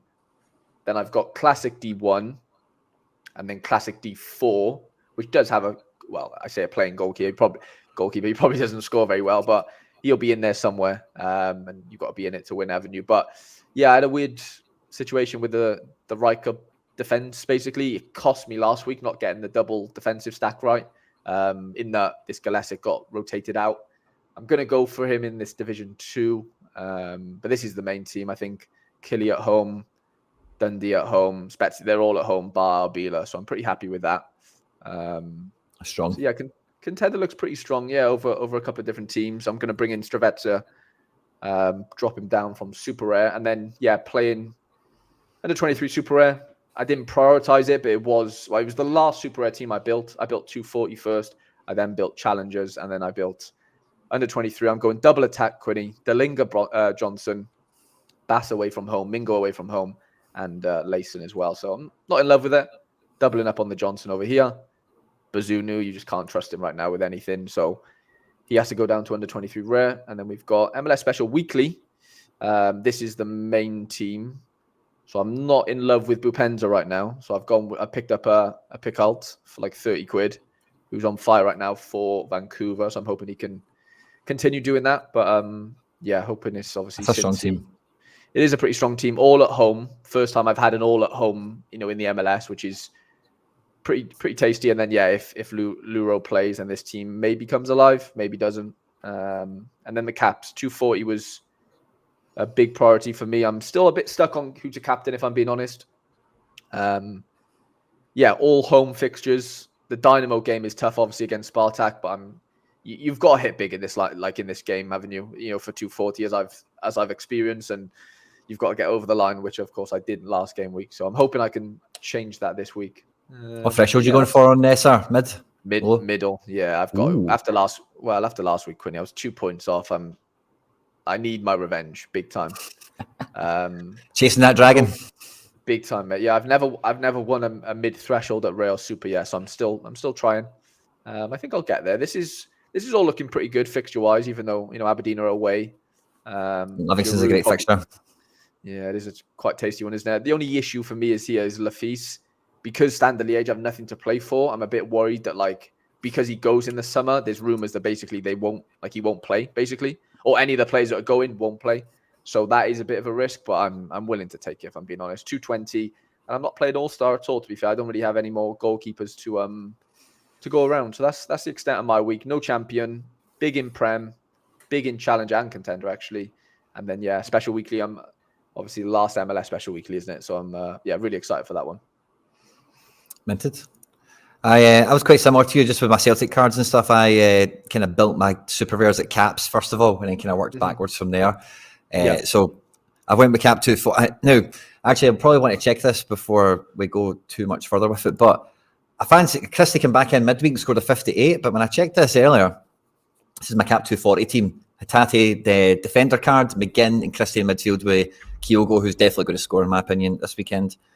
Up front, I'll just be going for the low threshold just for this one, because I've resigned myself to not touching the mid one after doing it for like 2 months and getting nowhere. So I just want to get those wins clocked in while it's available. But I just want to see if there's any update on Christie. He was 50-50 with Tyler Adams because he came in for him when injured, but Christie has played every game for Iraola when fit and available. So I would find it surprising if Christie's available, he doesn't start, to be honest with you. It's a straight 50-50 here on fitness. But I think given the fact Christie started midweek, I'm kind of happy to go with the risk. But it is a risk. It does unsettle me a little bit. But that's it's perfectly like 240, this team as well, which is lovely. All on to start, all pretty good games. That then took me to 270, where I've kind of got my goalkeeper against my midfielder here. They just fit perfectly, and I think they both have good games. It doesn't put me off normally. I'm not going to let it to this weekend. But because Rainier is so cheap, I can get Scales and Taylor in this cap team, and they're both mad expensive. Dies in Maeda is just as decisive likely as Kyogo. So 270's get 300 entrants, 34 cards. So it's like a decent kind of hit rate. It's just like it's like a card team with no boxes. Because I couldn't form this team in a box capable division because I don't have enough in one. These are cross region cards. So it's not a bad option for me in terms of thinking about it as a wee cross-region cashing in season opportunity. Just try and get into the back end of the prizes with the €60 is the thoughts with that. And in terms of what I'm telling myself in terms of the new system and how it kind of maybe balances out in this way for me in a weird little way. I've got a bit of a punty team in 220 Super Rare. The goalkeepers are probable DNP, Christopher Ayer as captain. Two strikers will probably come off the bench. Could get goals. James Forrest off the bench as well. Nothing mad exciting with them. 270 Rare, Tani, Gold. Yeah, I think that's a pretty strong team. But again, it was one of the last ones I picked. So I'm not that like, I hope it smashes this week.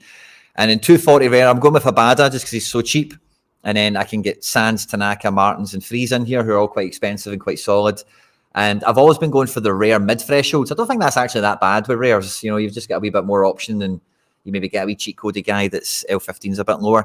I'm actually thinking I might drop Sands out for Sorare because Sorare playing for PSG is going to be way better than Sands against Atlanta, although his L5 is actually pretty strong. I fancy Sorare if he's starting, so I'm going to go and grab him and slide him into this team. Mukiele, I don't think I would quite pull him into this one yet because he wasn't clearly on to start, but Sorare was there in a few different spots. So we'll slide him in. That buys us a few extra points, actually. Can I get a better striker? I think part of my problem is I don't have that many starting strikers remaining with no La Liga on this week. So I'll captain Sorare for the vibes because he's here and back in town. So that's a fun one. He's a wee bit more 340 capable than Sands as well, which is nice. And in the 220, we might shuffle this around a little bit. Lennon Miller will get a debut. Angelino isn't going to start, so we'll need to drop him. 36 points remaining. We might need to drop Mikey Johnson, who's the most expensive player in the team. We could play Quattro Martinez is away to Juve. Chanot wasn't in the LA team, was he? Not when we looked at it, if I remember right. I don't think so. Okay, so I might slide Mukiele in here because he's 34. We've got Joki Anderson playing City. We've got Mercedes Jens actually playing Gladbach. That's not as bad a game as the rest of them. We'll take him. We're 7 points over, but so we'll see if we can drop Johnson for a 41-point midfielder that's halfway usable. And then this wee kind of side team can be done as complete. I don't think anyone else really jumps out here as being upwardly mobile for us, sadly. Can we save a few points in attack if we don't have Andrade? I've set training teams actually as well, so let me have a quick peek at this. 20 minutes to deadline, guys. Sorry, I find I'm a wee bit more kind of frantic with this. I could take Yang from the bench for Celtic, and I don't think I've got anyone in training that I'm deadly missing. No, I'm not. So forward stays the same, and then it is just so let's see if there's any mids or anything in training that could be used in this, which no, I don't think there is. So who's our best shout for this one? It's no one down the bottom, certainly, anyway. We did have Mikey Johnson, who we can now no longer afford. It's Yang from the bench, probably, then. Or an Atate. I'm not going to switch Atate out over here. So we'll take Yang. That's fun. Yang and Andrade in attack. I'll probably take... Andrade's been getting the AA in China, but he's not been closing out decisives yet. Lennon Miller away at Dundee. Jens. I'll just take Yang as captain for the banter. It's a crap team anyway. So yeah, that's how I kind of started with my caps in All-Star. Because I did some trades this week, I kind of shuffled some guys around. I no longer have Was or Moutinho anymore. Some of these will be sad to learn perhaps, but Wirtz and Goretzka in here is pretty tasty. Sean John starts with Amundsen at home at DC United and Daizen Maeda playing away for Celtic. Now, Harry, this is where it gets exciting for me. I've got 2 Division 1 teams in contender, and I've got my 3rd team up to Division 4. So looking for another promotion from the bottom team. And this is my double attack into D1. We're going either double midfield with Hatate and O'Reilly captain, McKeel go in attack, Alistair Johnson in defence with the Joe Hart goalkeeper. The other team, which I'm calling the first team, we've got David Marshall in goals. Better just double check he's projected to play because I think Hibs have been quite leaky and there was a wee injury concern a week or 2 ago. So if there's a lineup here, I'd be annoyed if I didn't check it. There is. Just double check it quickly. But I think he's got the best game of my challenger keepers. Double defence with Scales and Vickers. O'Reilly mid as captain. And then Hatate forward card as well. So that just feels like it's got everything going for it. That could be swinging. 2 shots at D1. Hopefully we scoop out a bunch of boxes from that. And I'll show you the 3rd team in a second once I double check. Marshall is 80% on, which is lovely. And then team number 3, McGregor's in training, so he slides into this one alongside Captain Hatate. Taylor is my last standing Celtic defender, And I've got another Dyson Maeda who can lead out Nikola Vasil, who's my keeper, who's away to Karlsruhe, which is like the Wanizek team, I think. So him and Joe Hart and Tanny and Marshall are my 4 choices, and I've put Tanny in one of the cap modes or something, I think, from memory. So yeah, that's kind of how I'm sitting. And then champion, I've not got any rare teams, sadly, to go out because I don't have any La Liga this week. But I'm getting a Sly sequel out here. So I've got Mandanda in goals, who's playing Monaco. Not a great game, but he's in season. Santi Bueno for Wolves. Captain Goretzka in season. Timo Werner, who's on its start as my attacker, who is also joined in attack by Matthias Cunha. So I'm hoping it just kind of... I don't think my goalkeeper is going to get above 50. I don't think Monaco are in good form at the moment. I know Mandanda's got AA, but goal concessions cost you points, you know. So if he gets around 48 or something like that, I'm going to need some bigger scores in outfield. And yeah, I'm hoping with the way the Super Rare divisions have shaken out, maybe after last week being a wee bit tougher, maybe some guys have got promoted and got out my way a little bit and all that good stuff. And yeah, maybe we can have a good bash at that one. Quinny, apparently Tanaka's out injured. Oh, great shout. I just caught that. I just thought I better catch up with the chat. Shuffled McGregor into as many teams as possible. I think McGregor is an easy swap out for Tanaka. I think they're similar L15s, even for me, as you say that, buddy. So still get Sands displayed there, but it is Solaire. Yeah, he's a huge 58 points. Yeah, so we could play... Yeah, we could just slide the McGregor in here. We could get Sands back in. Limer. Oh, I did want Limer to get into a team. Limer's probably better than McGregor for this. So I'm going to put Limer in there. I've already got McGregor in a team. Yeah, that's exciting. I like that way better with Limer in it. Quinny, Andrew Lair just points out there, 163 watching and only 61 likes. Lads, it's like you don't want to win any boxes. I don't really get what's going on here. There might be, Harry, some people. There is a lot of people here across YouTube, Twitter, all the places we're streaming. But in case you weren't aware, Sorare own and control the internet. They know if you're here, they know if you're watching the stream, and they know if you're liking the stream or not. If you like the stream, it makes them happy. They want to support the cause, and they love the content here on the channel. They love the content over at Harry Trades as well. And when you support the show, you support the content here. Sorare, you're one of the good ones. And when you open those reward boxes, you're going to get way better luck. So help yourself, help us. Hit the like button if you're on YouTube, if you're on Twitter, Facebook, Twitch, anywhere you are. Like, share, retweet, all that good stuff, guys. Because we are only 14 minutes away to the deadline. And as soon as the deadline locks in, then that's everyone's luck secured. You will get a DNP. You will pull a crap reward if you don't hit that like button. It's been tried and tested by Sorare scouts and managers all around the world. And it is basically testament at this point. So yeah, Laird doing the work of the people. Thanks very much, mate. Fist bump to you. And there is a little poll in the stream as well. So let us know if you're doing it now or if you did do it on arrival. Get your kudos, because Sorare will know who votes on that poll because they know everything. So maybe we didn't get so many likes at the beginning, Harry, because of the intro tune. What do you think? There can't be that many Rangers fans, can there? Jesus. There won't be anyone at the stadium.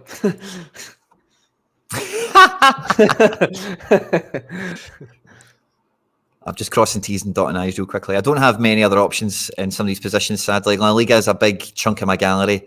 The Christie thing still does worry me a little bit, but sadly, I can't do any better than Renier in this midfield spot. If I'm playing Scales on 73 and Taylor on 67, they're just huge. So yeah, I'm locked in with what I've got for better or worse. And yeah, I'm quite content with it all. Harry boy, how are you feeling now that we're just about here for the deadline? You've had some teams promoted and relegated, and you've got all your teams. We've got the news kind of in. Do you feel ready to rock? Do you feel like you could have got an extra guy in, or do you feel how are you sitting? No, I do feel okay. I do. The only one that's gonna hurt me, I think, as far as like, do I regret it, is the captain choice in 240, which is obviously we know very. Or can be very costly. It cost me last week if I would have captained Timber instead of Florentino Luis. I wouldn't have had that the 2-point deficit of not hitting it. So I'm in a bit of a pickle on who to pick there. So I would be interested in anyone sort of input in the chat. I mean, Suzuki scored a hat-trick against this club 2 games ago, Quinny. So it's at home. It's Monday night though, which I'm not a big fan of. So I am edging towards him, knowing that Timber plays against Ajax. Obviously big game, but I still fancy him to pop up with something. Even though I'm playing him, Dynamo just got battered by Rostov last week. So this is a massive game against Spartak. It could go like this is where like they both get 80 or they just both capitulate, and that's just the risk sometimes I'm going to have to take in this competition if I'm aiming for that middle threshy. So yeah, that's probably the only thing that's like eating me up, if I'm being honest. Other than that, I'm honestly quite set. I'm not like, it's the first time I've ever had ever known that Bart's going to start a game of football, Quinny, all season, which is a weird feeling. And now I'm here. I'm a bit like, I don't know if I wanted that. You get given something you actually didn't even want in a weird way. So yes, it's a weird one. But I'm going to still stick with I think the Division 4, and we'll see if we can get that promoted to D3, because I won't have a team in D3 if I don't get that promoted. I'll have 1D1, 1D2, and 1D4. So yeah, I don't know. I'm in a weird situation. I'm happy about it. I would have liked to have a champ team out, but it's obviously not meant to be right now. It's good. It's good to play D4 this week because of the high promotion rate as well. So like there'll be a lot of like the pranksy D4 teams are all gone. Now this week they went into D. Yeah, they're in D3 this week, of course. Right. Yeah, PSUs and everything else. Northern Sports Card brings up a great point. Do we think Champion could be easier? I think it's more going to be easier just because there's no La Liga. Because we have Premier League, which is going to swallow a lot of Premier League cards. So Champion is just Serie A, Liga, and Bundesliga, which isn't exactly a hotbed of SO5 smashers, like from top to bottom. There is some, obviously, but a lot of these guys are under 23. Maybe some of them are an all-star. And like, Champion, and you then get in-season and Classic to split them across. So I think it will be. Am I better off going into like D4 Champion? Ooh. You know what? Yeah. I might be, because there's only 15 prizes in the Premier League one with the Bart team. Mm-hmm. I could be better off moving that over, couldn't I? Potentially. How many players are playing it? I know this doesn't really matter because we don't know how good the teams are, but do we know how many are playing in Division 4, lads? Could anyone somehow give me that information? In Division 4. Go and find your Division 4 entry, and then it'll tell you when you go to pick it. All right, so let me get rid of this one. Let me go into Champion. 9 minutes, Harry. Not to put pressure on you. That's and then add team. Season, add team. Fill it out, and then I go back. Fill him out. So we go. And then this should tell us we've got a Division 4 champ team, 230, just under 245, and there's 40 card prizes. You know what? I think I'm better off doing that. Could be good. I like it. No PSU team 4s, no Pranksy team 3s, and all that stuff, and then I like it, mate. Well, unless they got demoted midweek. Oh, from like their other divisions or something like that. From okay. The Premier League, yeah. I think as a whole, but the principle probably rings true. I agree. Massively agree. Yeah. You know what? I'm going to do that. I'm going to fill that in there. I'm trying to think. I don't have any other in-season champ cards that could even like come in for them. So I think it is just a straight, turnover there. So that means I have a Division 2 Prem team. Okay. Yeah. Okay. Yeah, I'm happy with that. I'm happy with that. So I'll be getting the wins. 100%. Mike says, how do we know Bart start? Apparently, De Zerbi said it in the press conference, mate. So, yeah. Here we go. Bart season, baby. I'm buzzing for the Derby game at the weekend. I think it's going to be an absolute classic. It's going to be a great one as well. I've had a long week away with the family as well through Easter. It was my wife's birthday a few days ago. It's my son's birthday tomorrow, and then like it's just a mad, chaotic week for me personally. So I'm looking forward to getting to Sunday and just having all these cards playing. My big Celtic teams, just rares to win cards. It's not like the money ones or whatever. Fine. And then after that, it's hitting the road, Jack, and getting up to Sorare 7s. We'll be doing a kind of podcasty thinking at onset as or on. And when we're there kind of thing. So stay tuned to the channel. Be a wee video next week coming out from that. So that'll be good crack. But it's Sunday's just really what I want to get to. I've got some things playing Saturday. There might be some guys playing tonight. I don't know. But I'm pretty locked and loaded, pretty ready for the weekend. There's over 170 of you joining us live at the moment. Don't forget to secure those like lucks in for the reward boxes. You might be even pulling tonight if you've had any luck in the midweek like I did. I'm managing to scrape out of the midweek with a wee cheeky super rare box from a 3-man team that could have been a 4-man team that might have got 2 boxes or maybe even 3 if I was super lucky. But so get your luck in either for tonight's trophy day or ahead of the game week so you don't get any DNPs and all the other stuff we want to avoid. No, I've gave up watch. I used to do that quite a lot because it used to normally be quite close to my birthday watching WrestleMania, but I gave that up a lifetime ago, if not 2 lifetimes ago at this point. But no, sadly, not for me these days. Although it always pops up on my timeline. The amount of football fans that like wrestling is quite high. That's a very strong Venn diagram of Crossover, isn't it? Yeah, there's a lot of a generational thing, probably, isn't it? Mm-hmm. Yeah, big time. People grew up with it, keep it kind of thing. 5 minutes to deadline, guys. If there's any other lineups you want to see before we quite get there, feel free to shout them out in the chat. We'll do our best to get around them.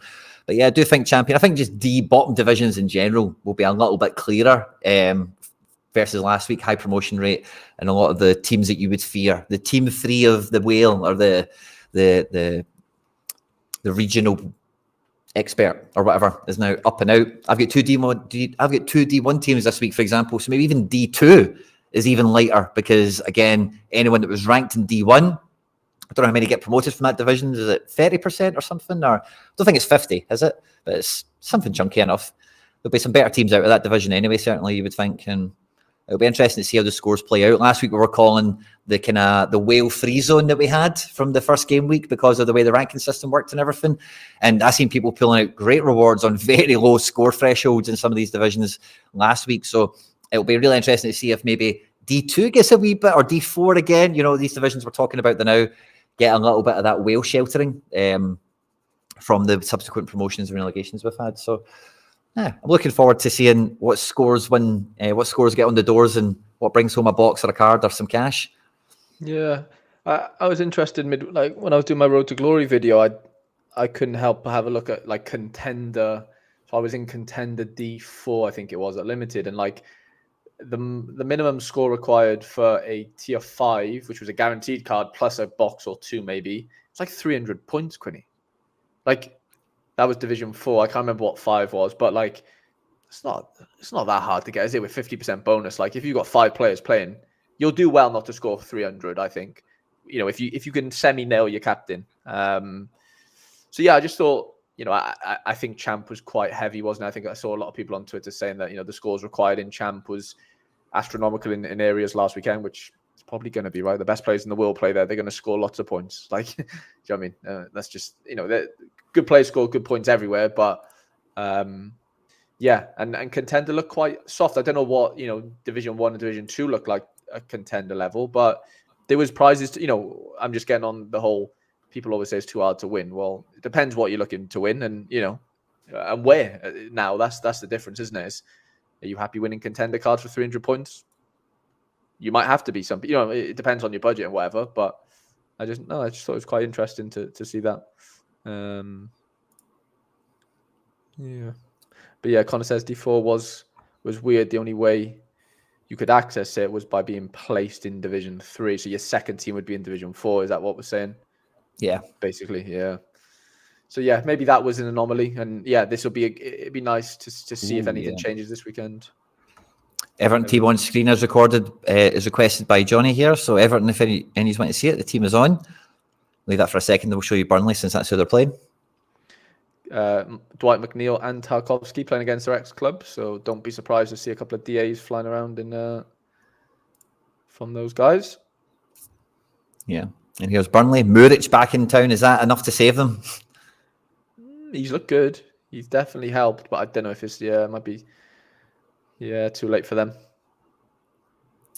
We looked at all the Premier League legit Brit quite early on in the stream. So we've done all that. If you want to catch it rather than me trying to rehash it in 3 minutes before the deadline, if you maybe scroll back and try and find the teams you're after, buddy, we went through them all together, didn't we? We went through I think Man City get done kind of by themselves, but then we ran through the Prem after we did the top fixtures in Europe succinctly together.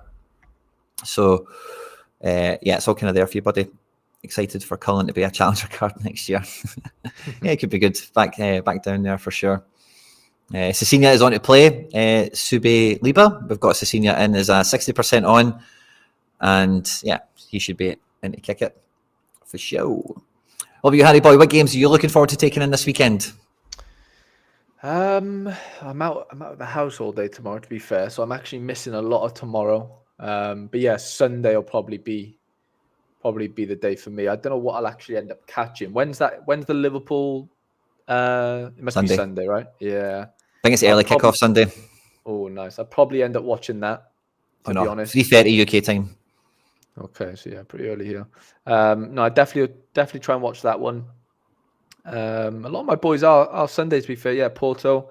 Not that I'll be tuning in to watch Porto, but I'll try and watch a lot of the MLS games Saturday nights if I can. So I think, yeah, Cincy Red Bulls, that'll be on at a half decent time. And then, yeah, we've got quite a few on at that time, actually. So I'll probably only end up watching that, to be honest. So, yeah, that and maybe United Liverpool on a Sunday, I'd probably say is my is how my viewing will look this weekend. And then, yeah, if any bits and bobs sort of pop up, maybe Tottenham as well. If I can watch Tottenham Forest, I think that'll be quite a fun game with a bit on the line for me. I think that'll be it for me. 2 Prem, maybe a couple of MLS. Showshix brings up a great point here to close the stream out, Harry boy. He's been atrocious with his captains for the last, and captain now is a huge decision, isn't it? Yeah, mate, it's massive. It literally transforms average teams. Simple as, if you get 150 out of your captain, let's say, I know that's scoring 90 or above, which is a lot for a flat score, but let's say you do that, you've got 4 players to play and you've already scored 150. Like, you're literally, 40% to a really good score after 1 player's played. So 20% of your players have scored you 40% of the scores, right? So it's like, that's a massive advantage if your other 4 can still turn up to a degree, but it just really allows the other 4 to just, like, you just alleviate so much pressure. Yeah, you want them to still continue to smash. You don't want to, to pull off the gas in any way, but like, it just really does help you if you can get 80 plus on a captain at a 50%. Jesus Christ. And that's not even talking about collection bonuses or anything like that, is it? That's just the 50. Straight, never mind. Just raw. Never mind what else can happen. But yeah, we're at the deadline, it looks like. 3 o'clock on the dot. We're locked in, everyone. Good luck this game week. And eventually we got 110 likes on YouTube. So thanks to all of you that have secured your luck, locked and loaded for the game week. Thanks to everyone that has supported the stream, supported the content here at 23,001, and obviously at Harry Trades as well. And have a good luck, have good fun and good luck this game week. And we'll catch you on the next one, guys. Good luck, Harry. Good luck, mate. Good luck, everyone at home.